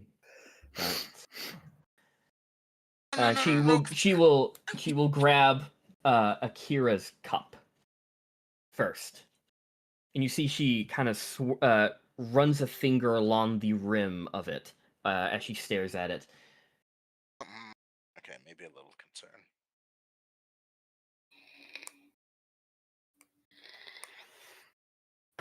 You both are going to be visited by people that haunt you. Or things that haunt you. It is neither incorporeal or corporeal. It is there. It is very strange. But it will happen soon. And you need to not trust your eyes.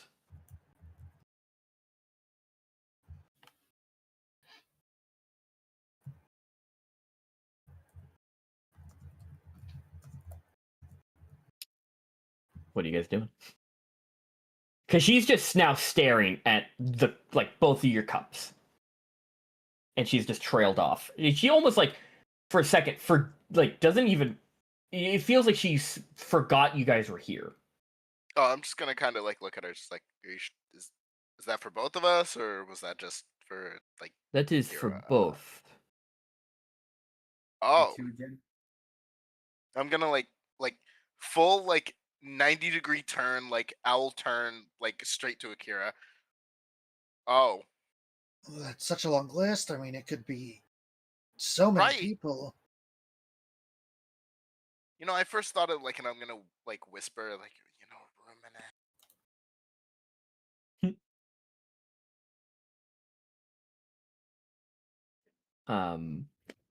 Akira. Yeah. I'm gonna ask you for an intelligence saving throw. Oh boy. As she is now looking directly at you. And the veil is down now, but you will now fully see her eyes. Directly, wide-eyed, staring at you. Okay? Akira turns to stone. No. I don't like this timeline.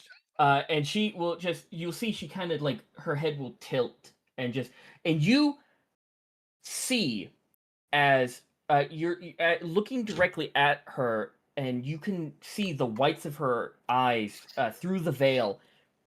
These kind of liquid ink-like tendrils are now seeping through the whites of her eyes under the veil, piercing the bright neon orange iris, kind of like weird parasites. And then they suddenly go away. When you get to Jediah, beware the 3 knocks. And make sure you duck.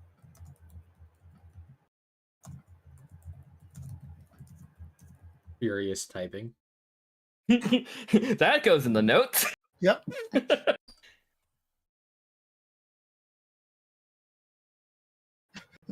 Okay.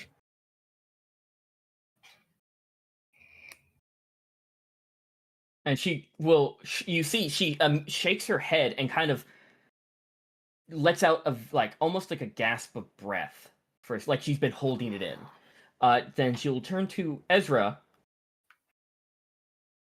You're going to have a very lovely time when you are reunited with Queenie.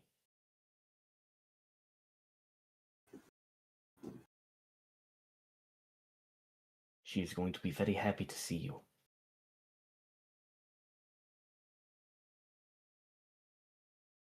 Thank you. And if you'd excuse me, I've gotten very tired at the moment. Fine. No. Yeah. No. No. Yeah. No. Thank you. Thank you. I appreciate the conversation. And I appreciate the help. And I'm gonna leave an extra 10 gold. Yeah, you leave the 10 gold, and she's kind of just now staring at the at the flame within the lantern, and you can see even under the large sleeves of her dress, she is tapping an index finger very rapidly. Kind of gonna haul seems up very Akira. Deep in thought. Yeah, you help Akira up. Akira, you're still being attacked by the senses of the whole whatever the fuck you just drank. 1,000-yard stare as well. Just, Hey, buddy. Hey. Yeah. It's all right. Oh, Fresh air. It will go away in several minutes. we gotta It won't do any harm. we gotta get the tent tied down. Yeah. Yeah, of course. Yeah, Tim. Storm! Storm! We gotta get it down. Storm looks back at you like, what the fuck happened? He goes, Don't get your what? fortune told. Oh god, that tea was so. What? And you see Venora's just sitting looking at the book and goes, what? You okay? It's fine. They're fine. Okay. And goes back to fine, reading. Yeah, no, he's fine. The DM says he's just fine. for effect. It just fucking sucks. No, this is just for effect. You're fine, right? Yeah, you're fine. Oh god. But she said the storm was gonna get worse, so we gotta. I'm on it. Wait, I'm on it. Passing down. Storm will immediately kind of rush over and start like battering down the hatch. I would help, but I am so weak. You're good. I would not be helpful. You'd have to redo everything I did. I'm useless. Yeah, so he will fix everything. And after a couple of minutes, the burning sensation goes away, and you start feeling like back to your old self. $1 million. Bring you some water. It was so bad I really considered drinking a potion to wash it down with. It's fine. It's weird. But listen to me. Listen to me. When you're in the desert lands, that shit slaps. Got it. Never go to desert lands. Fuck you. We're going to desert lands. No. Yes. No. Yes. Poor Akira. Never a break. The guild can't get you in the sands. You'd have to start storing the water in the wax. I so want to call this chapter The Storm Before the Storm. That's funny. Yeah, so Storm will kind of secure everything a lot better than what it was, a little, few extra measures. And as you guys continue your watch, you do hear the beginning of thunder rolling overhead. And soon enough, heavy rain begins to fall.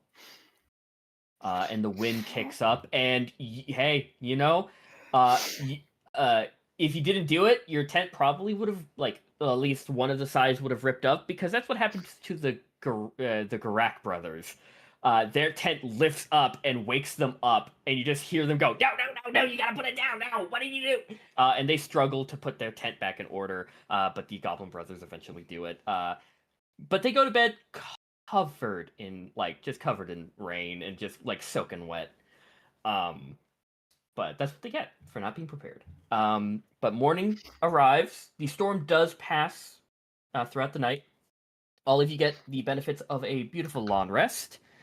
The next morning, feeling, back to functioning order, Fernie will lead the charge, thanking Fretch and Medora as well as Aezra for anybody helping her.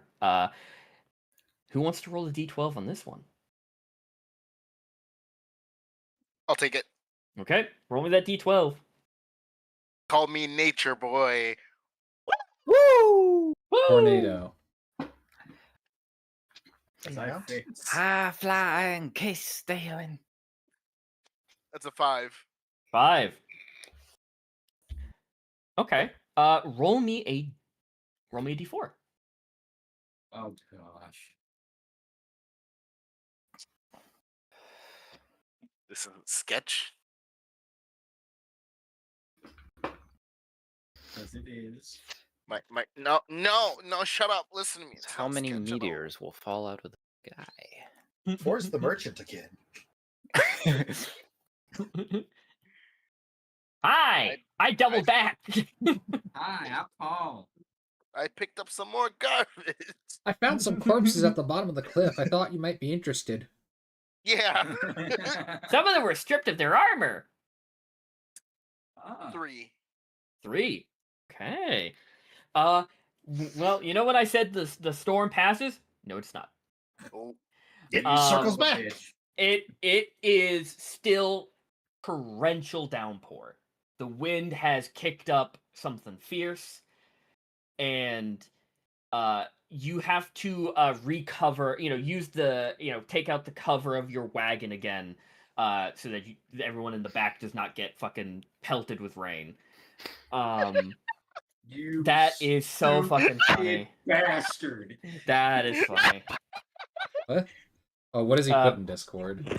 Devin is doing comparisons of Aezra and the T versus Akira and the T, and Akira is the Aegis Elba fucking Hot Ones interview.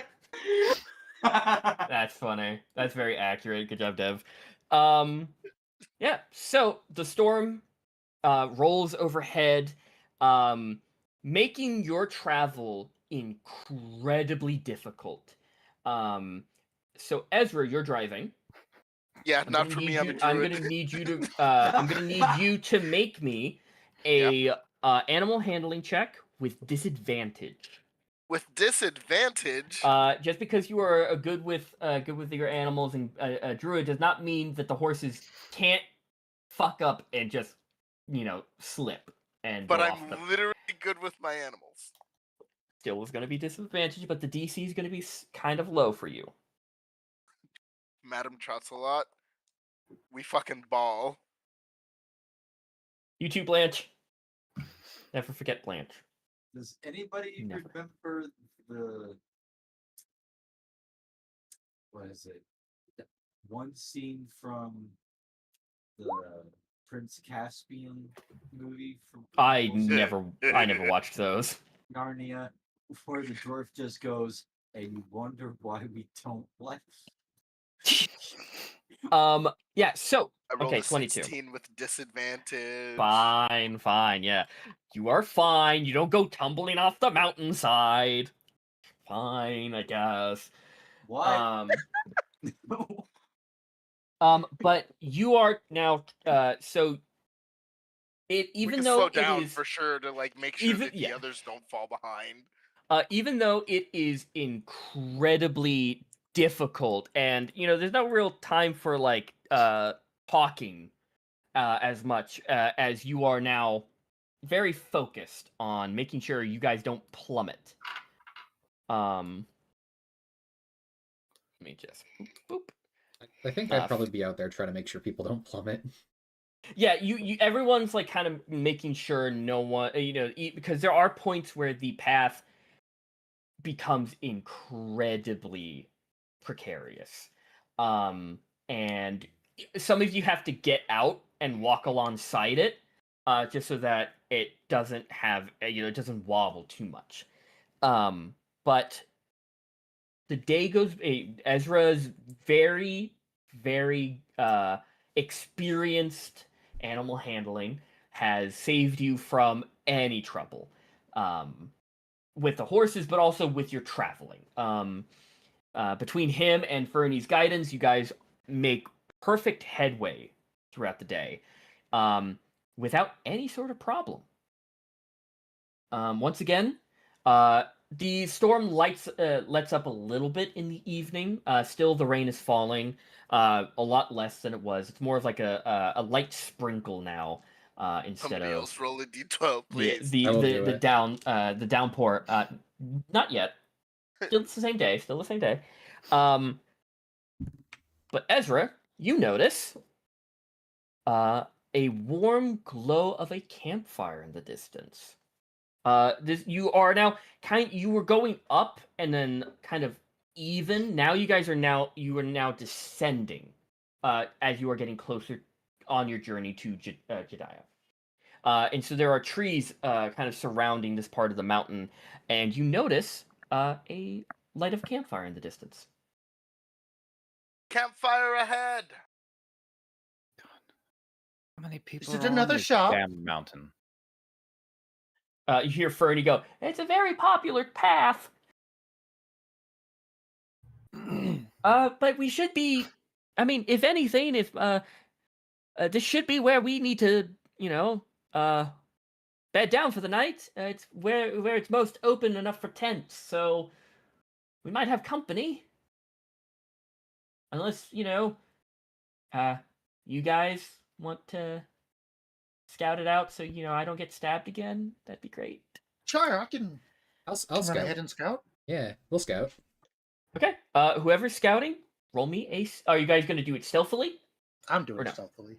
Okay. Whoever's doing it stealthily, roll stealth check.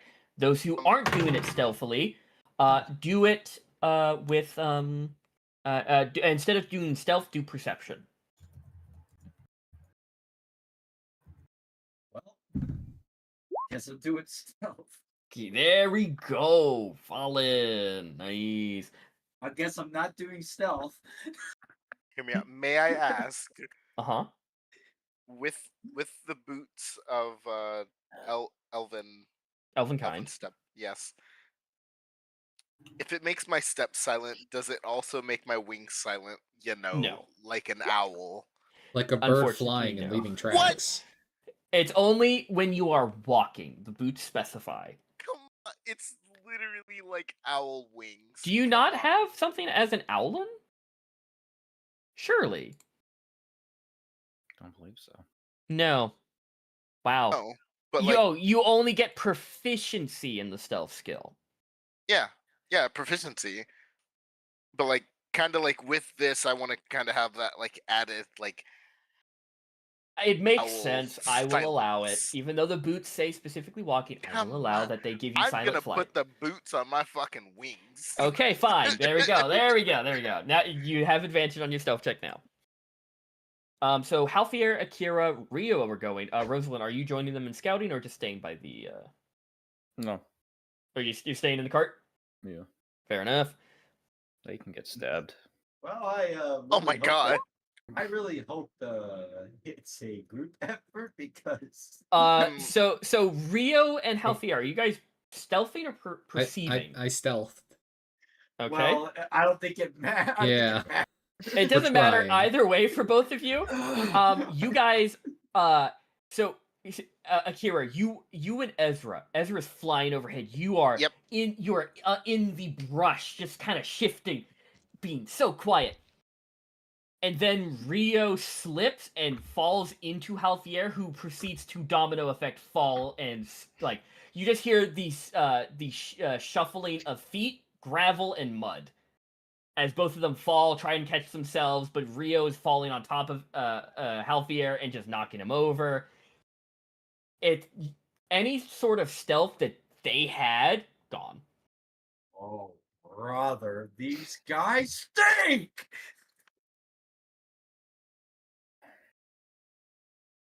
And you hear movement in the camp. They haven't noticed you, Aezra, or you, Akira, but two figures stand up. One slightly, hunched over. The other one, kind of thinner and taller, who looks. And Aezra, since you are flying, you see it. He is holding what looks to be a musket, and kind of looking around like, "Who's there? Who?" And you hear a voice call out. Who's out there in the dark? Show yourself.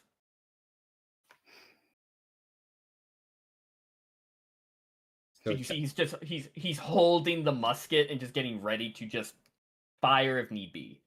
All right. I'll dive down. In front of the person? Not directly in the front, but like slowly, like from the trees. Yeah.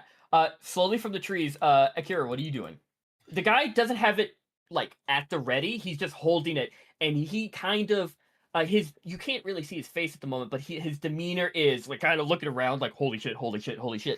More so Panicked, like as opposed panicked to rather ready. than on guard. Okay. Akira stands up. Rio tries to stand up. Rio tries Does to stand not. up, immediately falls. Yeah. You bring Halfier down again with you. Holy Plates breaking in the distance. Just Hopeless. Yeah. Both of you hopeless. Akira, you stand up. Also, Rosalind, you are seeing Rio just absolutely fuck up and take Halfier with him. As much as things change, they stay the same. But Ezra, you land, and now you see the two figures in front of you, and you see a very small makeshift camp. No horses or anything. No means of transportation. These people have probably just been walking with you see a small tent that's probably not is meant for only one person, but you see two bedrolls there. And the figures that you see, they are tiny. The tallest one probably 4'2", 4'3". And the other one you now see is older and kind of hunched over, probably at even with the hunch, probably just 3'9".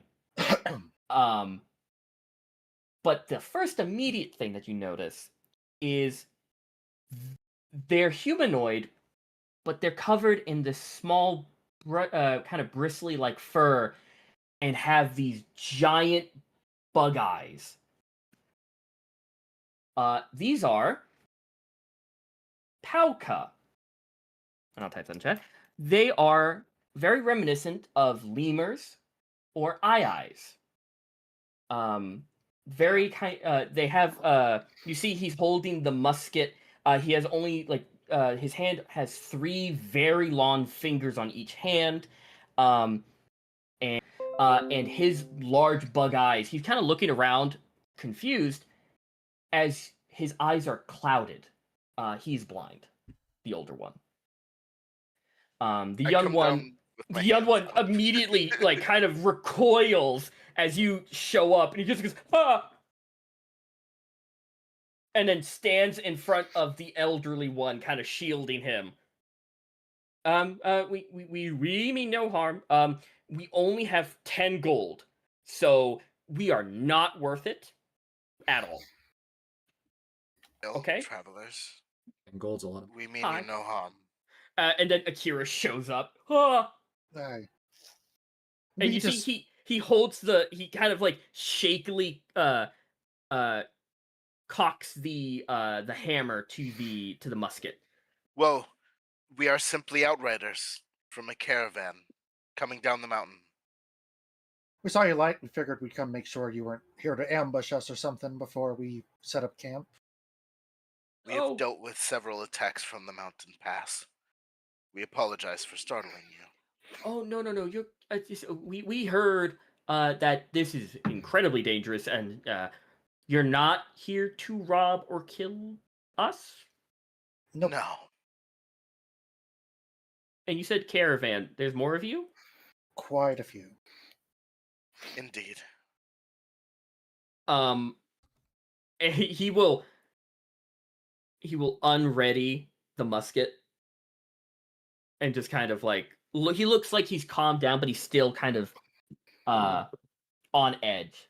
And you see the older blind Palka kind of places a hand on the young one's shoulder, and you hear a very hoarse, kind of, a voice riddled with age.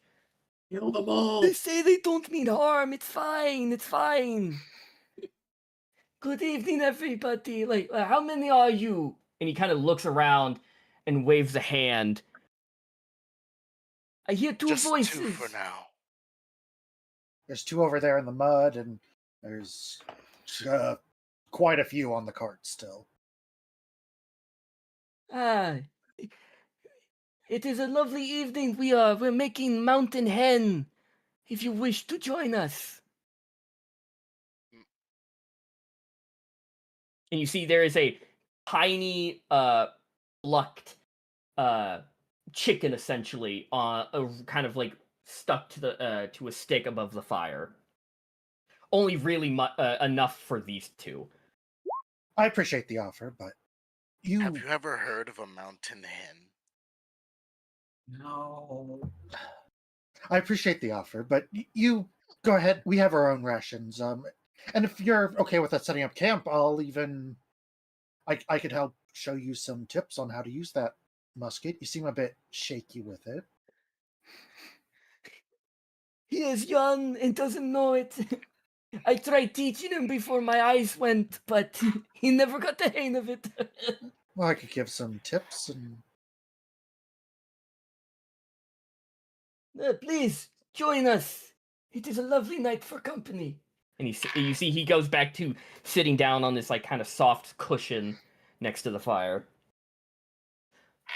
You see the young one kind of like look around and nod and put the musket down. He goes, "Yeah, some tips would be appreciated if it's not too much of a problem." Of course. The guide said that this was one of the many available camping areas along the journey. So please, don't mind us. We're just, we're not. I hope we're not taking up a lot of room here. You were here first.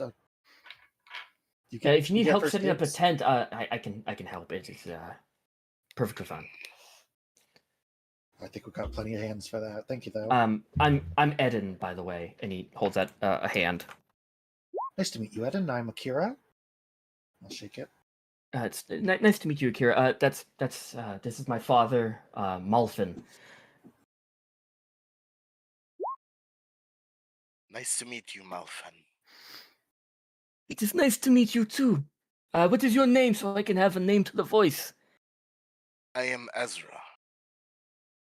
That is a very nice name, and you're Akira, right? Yes. It's nice to meet you both. And he's now just kind of staring at the fire, but like he has a very large smile. You see he's missing a couple of teeth, but he looks overjoyed that you guys they now have company. Can I make an insight check? I don't know. Something feels off.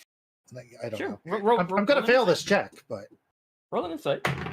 Yes, that is a 3 on the die for a. I'm gonna give Akira a side eye. Are you gonna like let Aezra know that you feel like they're not cool? I feel like Aezra is kind of bad at hiding like his suspicion, especially with a 6. You get the sense that he's like suspicious, so you could easily read it on Akira. Give him a once over. Are you gonna what are you just judging Akira, or are you giving him help with the insight? I'm gonna give him help. Okay, God, roll again. Like when he like looks over, just like kind of gives the panic, like oh shut up, fuck, and like I'll raise an eyebrow and just like 15. look back at Akira. You something feels strange, but like you are getting it. It's strange, but you're getting a nice vibe from these two. Okay. They seem friendly enough. You don't. Part of my brain was just like, it's illusion magic. It's the man who is hunting you this entire time. They literally have a gun. How could I not have seen it? Because of the rain. So even if he PSY. attempted to fire, it would not have worked. But you guys head back, and you guys I'll go see let the others know that it's fine. Halfier and Rio have finally managed to stand up. Halfier has removed himself from Rio and is now standing further away. Don't leave me. I'm gonna fall again. It is so incredibly slippery. muddy and slippery here. Did you two get into a fight? Oh, I slipped. What? Doesn't look like it. I have sea legs. Looks like a struggle has happened here. Them slipping against each other. It's like, get your elbow out. My face, that is not my elbow. But you guys see Aezra has now returned. Does everything check out? Yes, the camp was nothing more than 2 Palka, 1 elderly and 1 young. And you guys know that Palka are small lemur-like people. Mm-hmm. Never met them in person. If you wish to, they are offering campsite. You see Fernie go, oh, that's good. Well, this is one of the places that we have the availability to camp, because the path gets a little bit less camp worthy from here. So if they're offering, then we can set up camp right away. I'll It's go always let good to the have others company. know. And she begins to help out the fantastical fools setting up their camp. Okay, yeah, all right.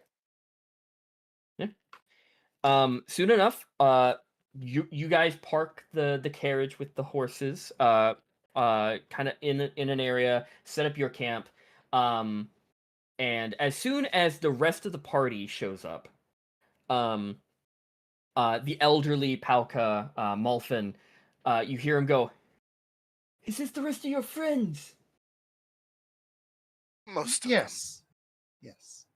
Some of them are Hello. just And he raises a hand to the rest of you. I am Malfin. And that scared tiny one next to me is my son, Eden. I'll shake his hand. My name is Rosalind.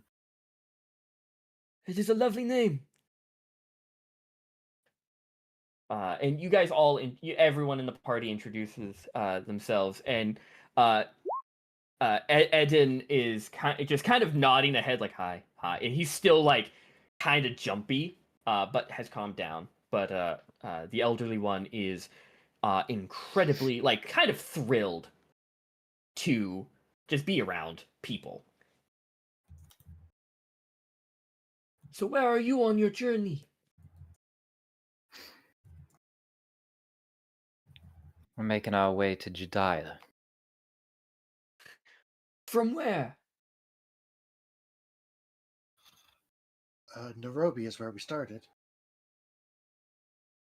You know, that's actually quite funny. Me and my son are leaving Jediah. Just left. What has you on the road? You see, Eden cuts in. We're headed to Dicha. My father wishes to return back to his home city, as you know, he lives out his twilight years. So we're making the journey. Yes, Jediah is a lovely place, but I wish to spend my days listening to the seagulls and the crashing waves. I miss it. I would advise. Okay, I would advise caution. There's been skirmishes between Nimsia and Dicha when we left. Yes, I suspected as much. But I don't think many soldiers are going to pay a blind man and his son any worry. What is bringing you to Jediah? It is a lovely place of opportunity. Well, we're hoping to get this man, point to Aezra, back to his family. Also, there's kind of a war in the opposite direction, so I figured it'd be a good idea. Heading back to family is always a worthy cause. But no, please, Jediah is a place of beautiful quantity. Eden has never known anything but Jediah. Yeah, I was born in Jediah, so this is my first time leaving the walls. So it doesn't really bring much comfort in the way of battlefields and wandering soldiers, but if a group as big as you can go unimpeded, then I hope our company of 2 can make it without much problem.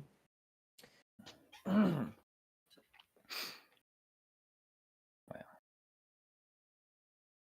we're a very difficult bunch to impede. You sound like it's adventurers by trade. By necessity. That life always seemed interesting to me. But I settled down and became a cobbler. A much easier trade than that one of swords.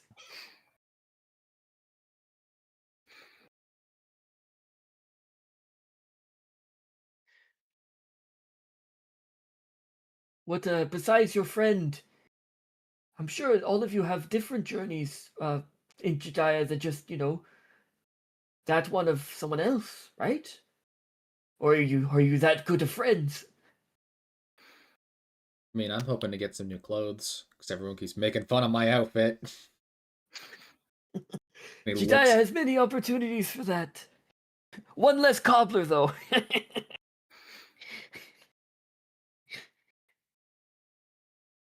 Maybe we should go to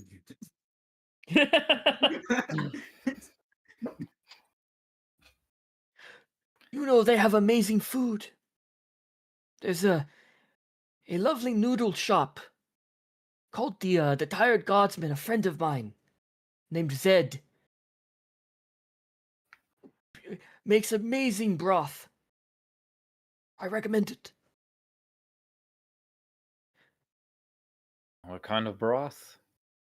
Any kind, beef, pork, chicken, anything that suits your fan. Fish too, if you can acquire it. And you see Eden kind of interjects. He goes, and I believe actually he has you can rent out rooms above the restaurant. So if you're traveling adventurous, I'm sure maybe that will bring some comfort to you. I've never been, but the food's good. You said it was the Tired Guardsman? The Tired Guardsman. Please, if you go tell Zed that Malfin sent you. Might get a discount, maybe.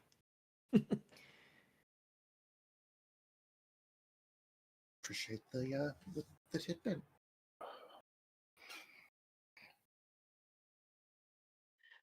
You see, every time Malfin is like just saying random shit, he when Eden is just kind of sitting there like, you don't need to tell them this. They don't care. Like, he's just sitting there with that expression of like, I'm sorry. He just gets to talking.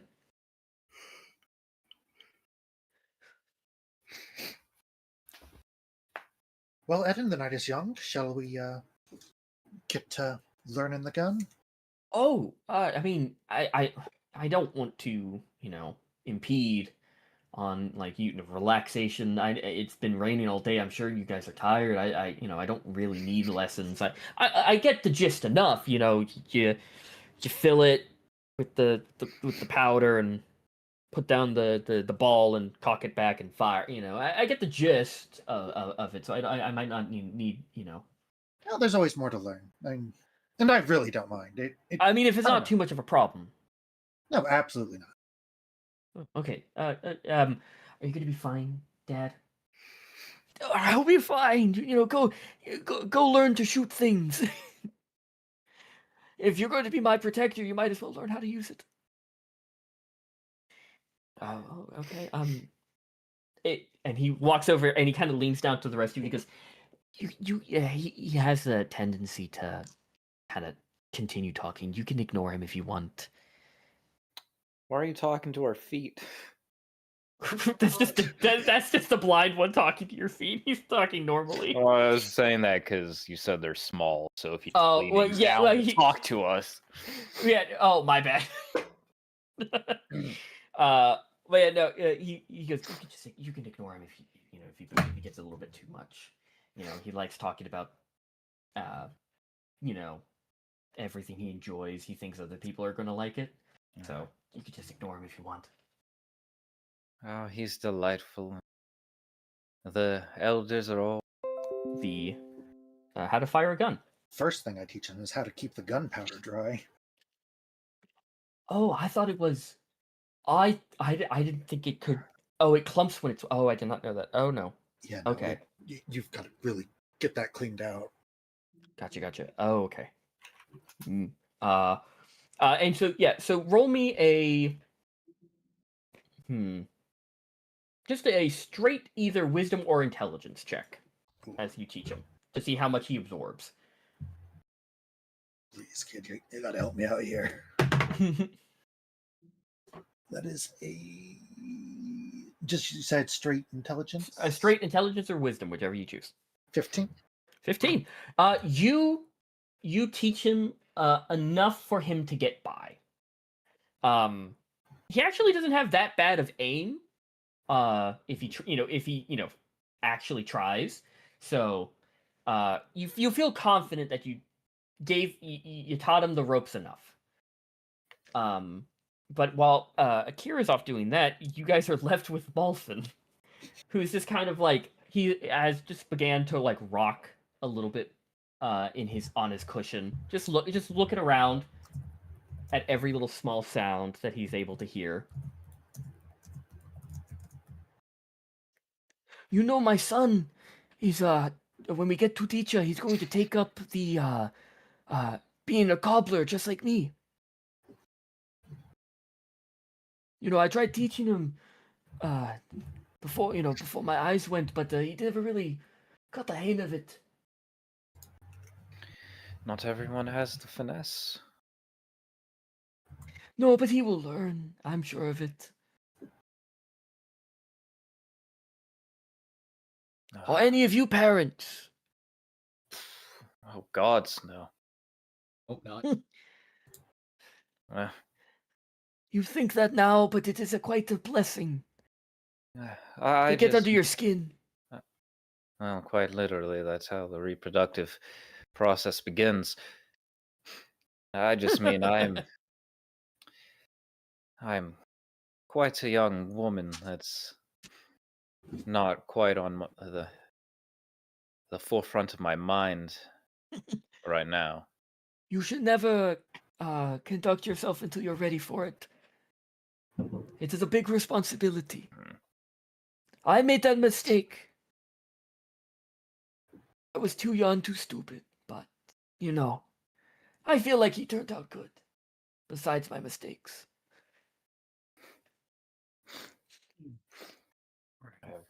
What kind of mistakes could a humble cobbler make? Terrible decisions with money, gambling. The reason why his mother left me, to be perfectly honest with you, I don't blame her. Well, But, steady income and all that, I got around to it, but, what is an old man without his regrets? well, I don't think many people, but children are without regrets.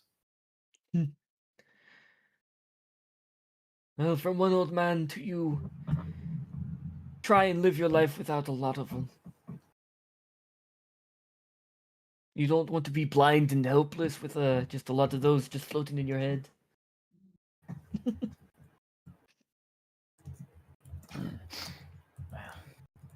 Certainly not helpless.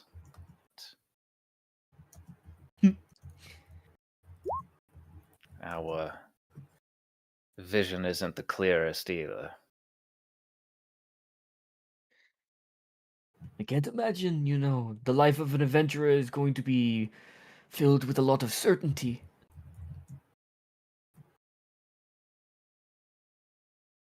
I feel like it gives you more questions than it does answers.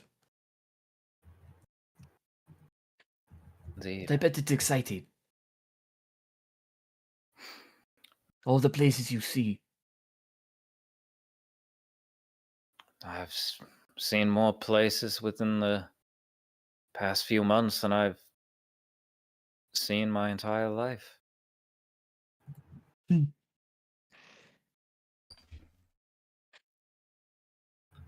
It is. It's been quite the learning experience. That is good. Learning is always the best thing you can do. Knowledge is indeed power.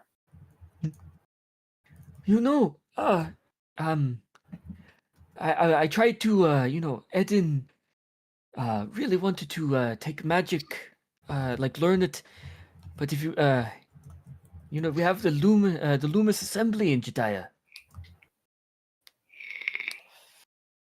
We Are have any heard of you good of things about the magically inclined? We, Jediah.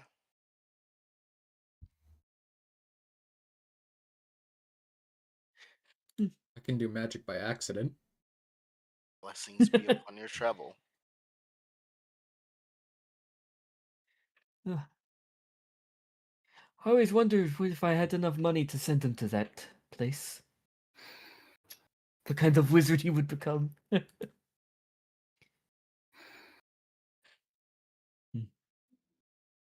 Who's to say? I'm sure you're getting tired of an old man's ramblings. Oh, no. Uh, If he shows potential, then I'm sure that he will easily be granted a scholarship. Well, unless I'm hoping once we get to Jediah, or not Jediah, get to Dicha, and when I'm finally, out of his hair, maybe he'll come back and finally realize his potential. One can hope.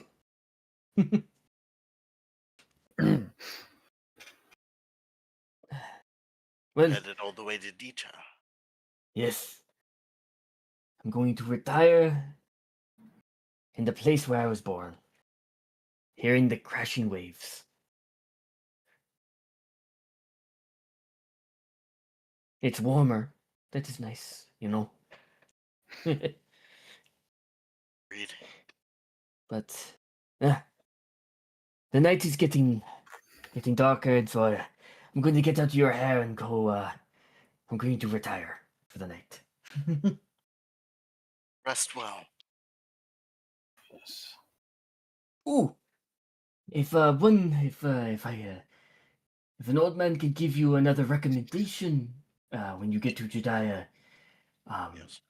if any of you are particularly interested in sweets, there is a lovely bakery that me and Eden lived close by to. They make the best pastries. I highly recommend it. It's called and you see he takes a moment to think. Zeros Bakery. And I'll type in the chat. It is the best pastries in all of Jediah. I recommend it. Keep that in mind. But I shall bore you less. Have a lovely evening. Yes, you get your beauty rest. And you see he looks up and, you see the rain kind of bounce off, kind of like hit him in the face. And he's like, you got to get out of the rain. It's going to get bad again. I can feel it. And he goes, and just kind of shimmies, very, like, just not even lifting his leg. He just kind of shuffles towards the tent. Soon, Akira and Eden make their way back. Eden will immediately retire for the night, thanking you all for keeping his dad company. But the Fantastical Fools and Fernie have also just kind of bed down for the night, leaving just you guys. What was that? Was that Ezra? Yeah. This time, Mhm. within my memory, would I recall how much the tuition for the school in Sokoki is? So magic school wise, Jediah is the only magic school here in Nedera. Right, There you are bit me. many. Fuck. You're right, Jediah. Yeah. Yeah. Sokokuri has like a lot of like places of like higher learning. I was looking at my zappering. Okay. God. Zapparain. Yeah. You guys, are you guys going to head down for the night, or is there anything you guys want to do before you all? No, I was asking about the tuition. Oh, the tuition. Yes. For a school in Sokoki or Jediah. For Sokoki. So a That's lot where of he said he wanted his son to go, right? Oh no, he wanted the Loomis Assembly, which is in Jediah. Motherfucker! They're headed. They're headed. They're heading from Jediah. You were AFK. They're heading from Jediah to I Dicha. literally heard you say it like just now, and I'm still staring at my zappering notes like a dumbass. The tuition for the Loomis Assembly is it's more so of a before you start like paying to attend, you have to go through like a month-long boot camp, really, to see if you have any sort of magical potential. And that is mainly just kind of like a test of endurance, really. But then it becomes, it's not terribly expensive, but it's just if you're not given the chance to do any of the studying, or if you're just kind of like, a cobbler's son, you don't have that great of like any chance to even be, get an attempt. And so, therefore, I ask. You could it's probably like,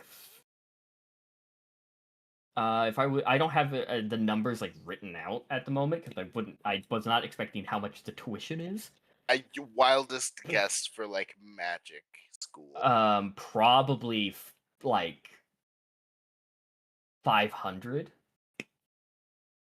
a semester, 500 gold, which in terms of D&D, a lot.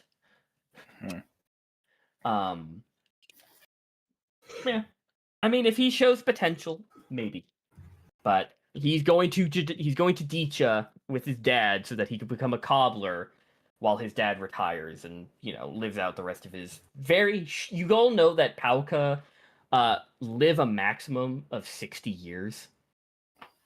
So he looks like he's like 57. So the old man is out, is going to be out the door in like maybe a couple of years. Could I catch the son before he retires? Yeah. My father didn't say anything, like anything offensive or anything, right? I know he can tell his stories and all that, but hey, why are you stopping me? Everything good? Nothing too outlandish, but Ooh. From a fellow father. He sees potential in you, and he wishes for you to live a long and fulfilling life. As much as he would wish you to follow his path, he also wishes for you to follow your own. Oh, he just kind of stands there a little bit what's happening? He just looks very confused. Gonna give it like a slight smile. He sees potential in you, in the ways of Arcana. I mean, I haven't really given it a try. We never really had the time, but it's something I wanted when I was a kid. Of course. I think it's a little bit out of the way of possibility at the moment. Are you sure?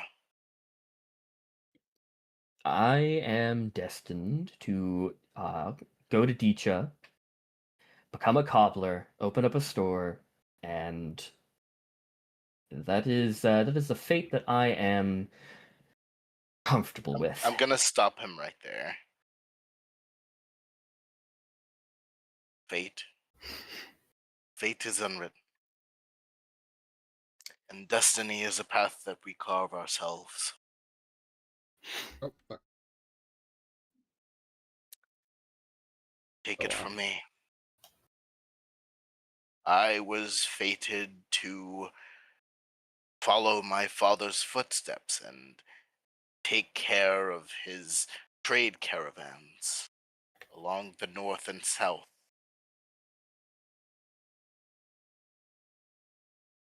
Now you are on a traveling caravan with a bunch of very interesting looking people. Quite so. Your friend is actually very good at teaching people how to use firearms. Indeed. He simplified it very well. So. And that is their skill. Again, if you wish to pursue that, there is another calling. Oh. I think. Do not blind yourself. Well, I'm gonna, at least, as you say, it's unwritten. I'm gonna go down the path of the cobbler for a while until, the old man's at rest. And then we'll see. Maybe I'll like being a cobbler in Dicha. Who knows? But thanks. I will leave him with 100 gold pouch. I'll kind of reach out my hand to shake it. Yeah. And I will stealth pass this into his hand as I shake. Yeah. He will. He has it in his hand, and he will look at it and look at you and goes, "I can't possibly." I'm already gone. And you see him try about to call out to you, but he will stop, and you just hear, "Thank you." And he will head back into the tent where his dad is currently passed the fuck out. The blessing of being old and immediately falling asleep as soon as you hit the pillow. But you guys reconvene. I'm guessing opening up the Nexus Eternum to pass the fuck out. Yeah. There's enough people here that you feel comfortable that most of you can just kind of sleep the night in the Nexus Eternum, because this is a group of now close to 20 people. No bandit party is gonna try. Even if they had the numbers. All of you fall asleep. Can I find a book before I sleep? Yeah. To read as I pass out. Yeah, the Nexus Eternum has any of the books that you wish to have. I wish to find the book known as Paranoia Bones of and its Dreams. plans for you. Yeah, you find the book. It floats towards you from the very large bookcase within the area that you have in the Nexus Eternum. Soon you read, you fall asleep. All of you in your individual little bunk beds and or just normal beds. Sleep takes all of you. Akira. Yes. We're gonna wind down here. We're gonna end soon, just for Devox. But this will last a little bit. So Akira. Yeah. You hear a low humming and kind of crackling noise that wakes you from your sleep. You look around and you are in that kind of like large open space, like library slash like dining hall area that you are, that you frequent in the Nexus Eternum in your little like pocket of it. It is pitch black except for the what you now happen to guess is the kind of like artificial moonlight within the large window that shines through the Nexus Eternum. And you see a figure standing in that kind of ray of moonlight. Hooded, kind of shrouded in darkness. But what you see is the unmistakable, kind of like bone-like spurs that jut out from the cloak. You recognize this to be Frel.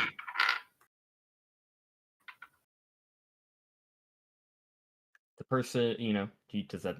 It's been 2 years. Yeah, okay. Yeah. Standing there, hood up, but like that still reptilian spines kind of jutting out of the hood. Just standing there. Oh, I hate this. You said he's in the... Yeah, so she's standing like in the middle of your pocket here in the Nexus Eternum. Inside.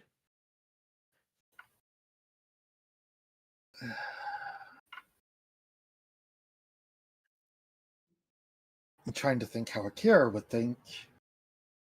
You're still laying in your bed. Yeah.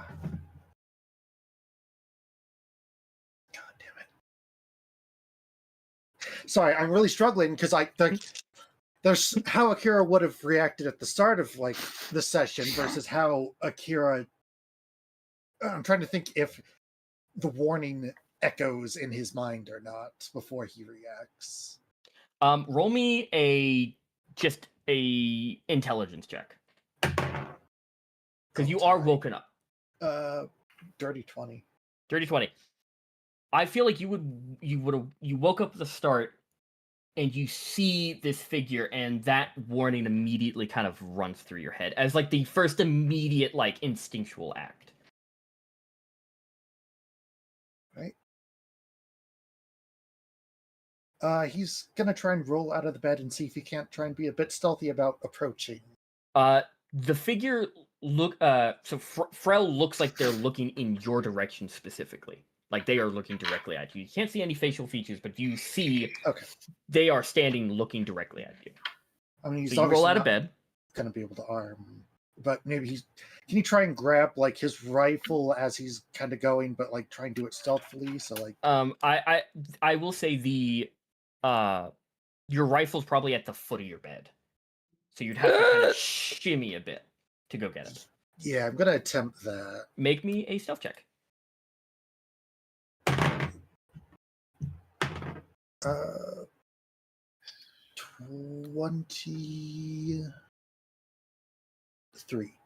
23. Yeah, so you stealthily kind of shimmy, grab the rifle slowly, and you see now you're now in direct line between you and Frel.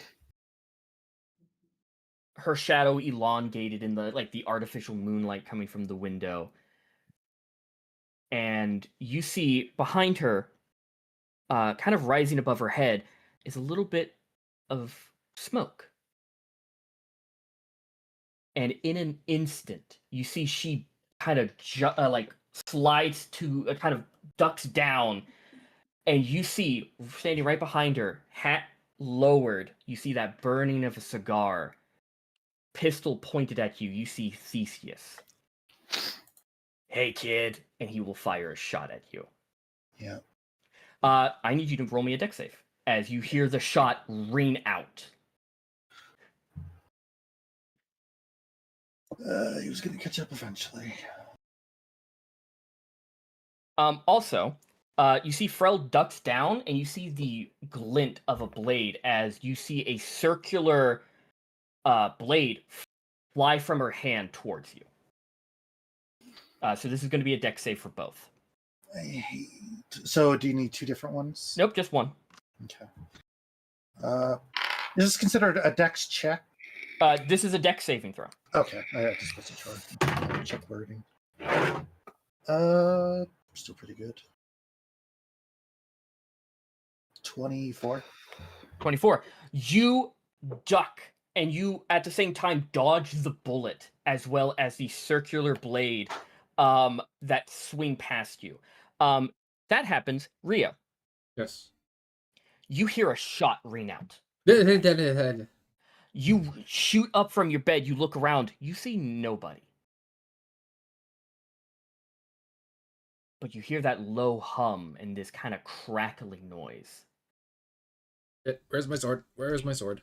You look around, you see Rosalind, who would be laying right next to you, is not there. Oh. But there is a woman. Bark for skin, this jagged thorned vine wrapped around her throat, these eyes of pure black, like ink, draining from these sockets. This is the woman you've seen in many of your visions. Is it the helpful one or the one that made me eat mulch? The one that made you eat mulch. Where's my fucking sword? She is going to scream and lunge at you, and she rolled a 23. She grabs you around the neck, and you feel these claws sink into your throat. What are you doing? Did I actually manage to find my sword, or am I just flailing? You find a sword. You make me a dex check. Just straight dex. To see if you can find your sword. Which sword are you going for? New sword. New sword. 19 plus 1, dirty 20. You find it. You grab the handle and you can feel it. What are you doing? She is like now sinking her hand around your neck. You feel it tightening. I'd like to try to kick her off me. Okay, roll me an attack. Like oh fuck. Is this a contested grapple thing, or is this actually like me attacking? I will say this is going to be an attack with your sword, but you are flavoring it as like kicking her off. Yeah. I think I hit.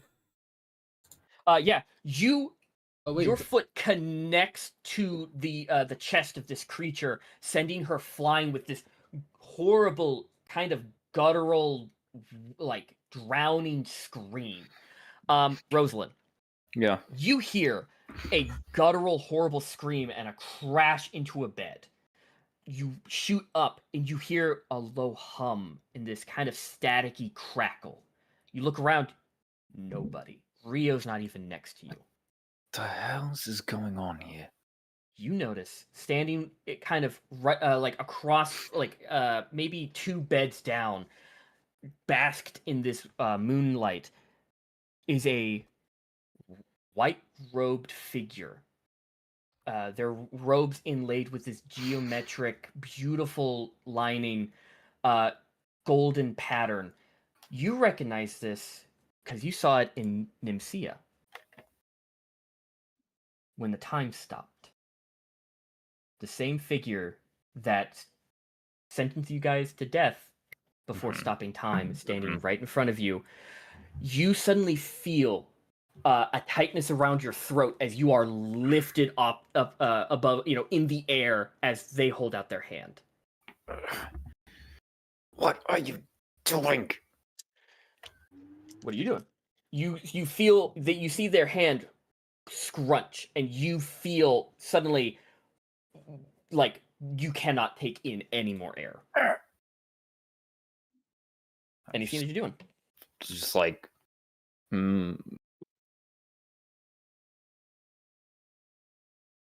This person means you harm. Yeah, well, now I need to look at what spells I have that don't require me to be able to speak. Fair enough. Misty Step? I don't have Misty Step. No. That sounds like a skill issue. Why don't you, suck every single fart out of my asshole, bro? Why don't you deal with the freaking thorn lady? I'm gonna be looking for the smelling salts because the last time this thing showed up, I was actually not really conscious. Stellar Strike. Nope, that's verbal.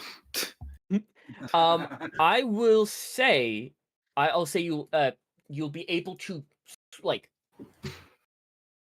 it'll be difficult, but you could get out a word to cast a spell if need be. Hold on, let me just.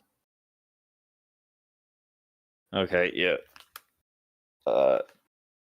Yeah, I will attempt to cast Stellar Strike, and my eyes will glow blue as I attempt to transmute it into acid damage. Go roll that ranged spell attack. I have dice out. Don't fuck me, I swear to God. That's 23, I believe. 23 hits. Roll damage, type it in chat. We're going to immediately switch to Aezra. You hear this whirling of a spell being shot out. You sit up, but there's nothing. Except for this terrible, crackling static noise and this low hum. You look around, and standing at the foot of your bed, you see that large, mutated tiefling that you all fought in the hallway of the Nexus Eternum that, technically speaking, killed Zhess. Axe in hand, smiling down at you. No. False follower! And he will raise the axe and bring it down right towards you. I need a dex saving throw from you. As you see, the tattoos of that ancient language across his body are now glowing this hot red orange, glowing across his body. It's a dex saving throw, right? Dex saving throw, sir. Yes. 6. You feel as the axe lands right on your leg. You take 15 points of slashing damage as it slices across your thigh. You stumble out of bed, falling a little bit from the momentum, and you see this thing. Looks like it's about to go for a second attack. What are you doing?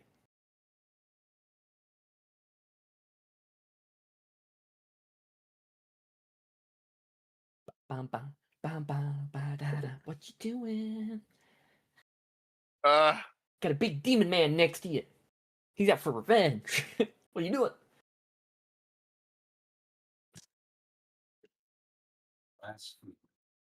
What is the axe hilt made out of? Wood. Fuck. The axe head is metal. Fuck.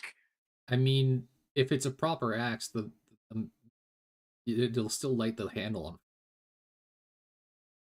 Yeah, well, not with heat. Yeah, not with heat metal. It's just gonna not with warm heat it up. metal. Yeah, the axe head will heat up, and then the wood will burst into flames. You have a couple of seconds before the second attack hits. What are you doing? What are you doing? You have a couple of seconds before that second hit comes down. I am going to fucking Scorching Ray. Okay, roll for all three.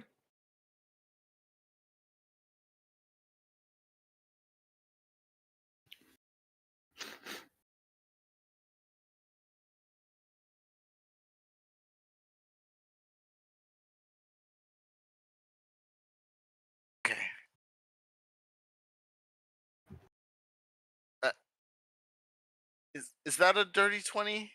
That's a dirty 20. Nice. Okay, hits.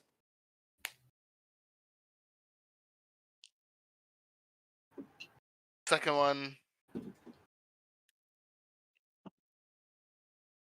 is 15 to hit. 15 hits. Third and final one.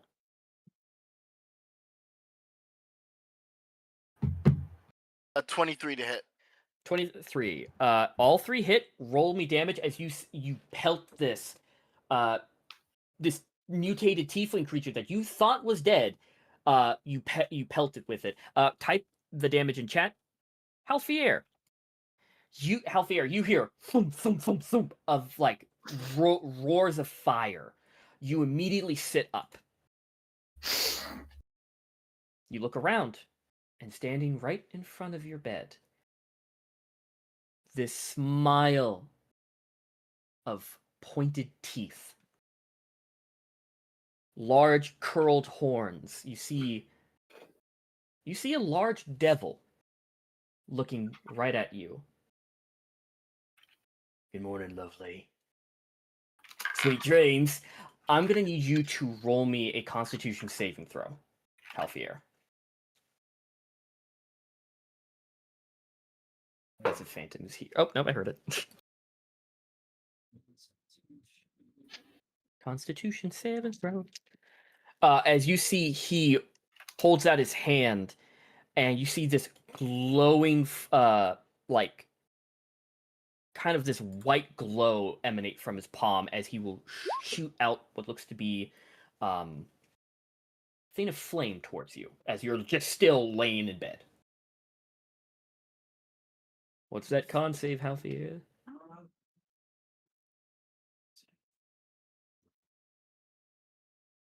Fuck. 12. You are immediately engulfed in this white light as you feel around you your body is just engulfed in flame. You feel it singeing. You take 12 points of radiant damage. Radiant? Radiant damage. Now, Does I'll Halfier notice it? Uh, Notice that it's radiant? oh, you do.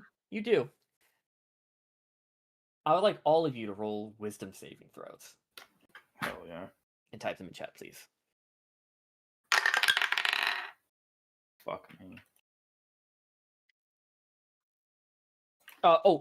Wisdom saving throws at advantage. My bad. Oh, All of you. My bad. That's on me. That's on me. 18, 20. Okay. 18, 16, 14, 20. Devox, wisdom saving throw at advantage, please. Alright. Yay! Wisdom, my dumb stat. It is. Guess what I rolled on the No dice? Nice. So Akira, you dodge both this spinning blade and this bullet. You turn around, raise your rifle to fire back, and you see Shelk and Fretch both looking around, confused, where Frel and Theseus were standing. Shelk has his pistol pointed at you, but is looking around confused and lowers it. You see, Rio, you kick this woman right square in the chest, look around for your smelling salts, and you see the person that landed on the opposite bed. You see Storm currently clutching his chest like, oh my god, what the fuck? Why you choke me? Rosalind, you are still up in the air. You fire the spell, and you hit this white-robed figure directly in the chest. You blink, and you see Katya holding you aloft, air roaming around, like just flurling around her. As she is hit with the acid, she immediately starts screaming, looking around very confused as you dropped back on the bed. Halfier, you look around and you immediately kind of shield your face and take the radiant damage. You go to attack, and you see Tobias holding his hand out and blinking like, oh my god. Oh, I'm terribly sorry. Where am I? And Aezra, you see this. You pelt the ever-living shit out of this demon tiefling. But as soon as the fire resolves, you see, currently, clothing burnt to a crisp. You see Venora, greatsword held up above her head, currently now just kind of immediately collapses into a heap on the floor in front of you. Halfier's going like, oh, son of a bitch. All of you now look around and see the entire chaos of everyone else around you. I'm still salting myself. Yeah. I have them, remember? Nope, I took them off you. Yeah. All you hear at this moment... Oh, right. I remember. Yeah. All you hear at this moment is the crackling and hum as around you is this ominous green light. Looking for the source of it, you see floating, gently rotating mid-air, the Terracore, floating in space, its greenish crystalline core emanating this bright green glow and this awful crackling sound as it rotates, shifting. What? All around you, you see everyone, all of your friends looking very confused. Venora stands up, like hurt, all of the maggots coming out of the wounds and kind of like roaming around her. She's looking at you, Aezra, like, I'm sorry, what's going on? All of you see, besides your friends, these shimmering shadow-like figures. But you realize they're not shadows, they're more like kind of projected. They're roaming around you in this greenish glow. You see nobody you recognize. You see some people are worried, others are laughing, some are bloodied in an intense battle. You see others are crying out in distress. Just these different scenes from these different moments that you know nothing about. And in one of them, close to where Akira is, you see a young tiefling man talking to a group of people. Standing next to him is a Silkvani, a spider person, talking to him. Next to that is a Suadon, a pig man with these little goggles smudged in, things of oil and in dust. Right next to him is a harpy woman who looks battered. And behind them is a giant metal mech. They're talking to this young tiefling man who holds out this greenish crystal, and you see all of the shadows shift till it's one scene. All of you see, still in this projected form, a Mantari man, a mantis, a praying mantis-looking like individual, sitting at a desk, examining a strange crystal in front of him. His eyes are wide with astonishment and shock as what he's looking around, just like you are. And behind him, you see a banner that depicts a staff crossed with a sword in front of a bright flame and a cogwheel. All of you know this is to be the symbol of the magic school of the Loomis Assembly. The light begins to disperse as he looks and sees you guys. And you see him. Before the Terracore's light subsides. The Loomis Assembly in Jediah? Yep. Yes. Right. And you see the light dissipates.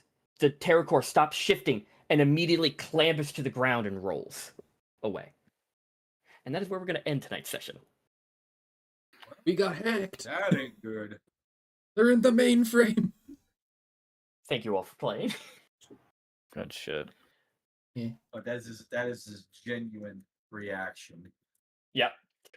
Oh, fuck. We went a bit late, but we had a bit of a stream issue anyway. This is good. Because usually we go until like 11.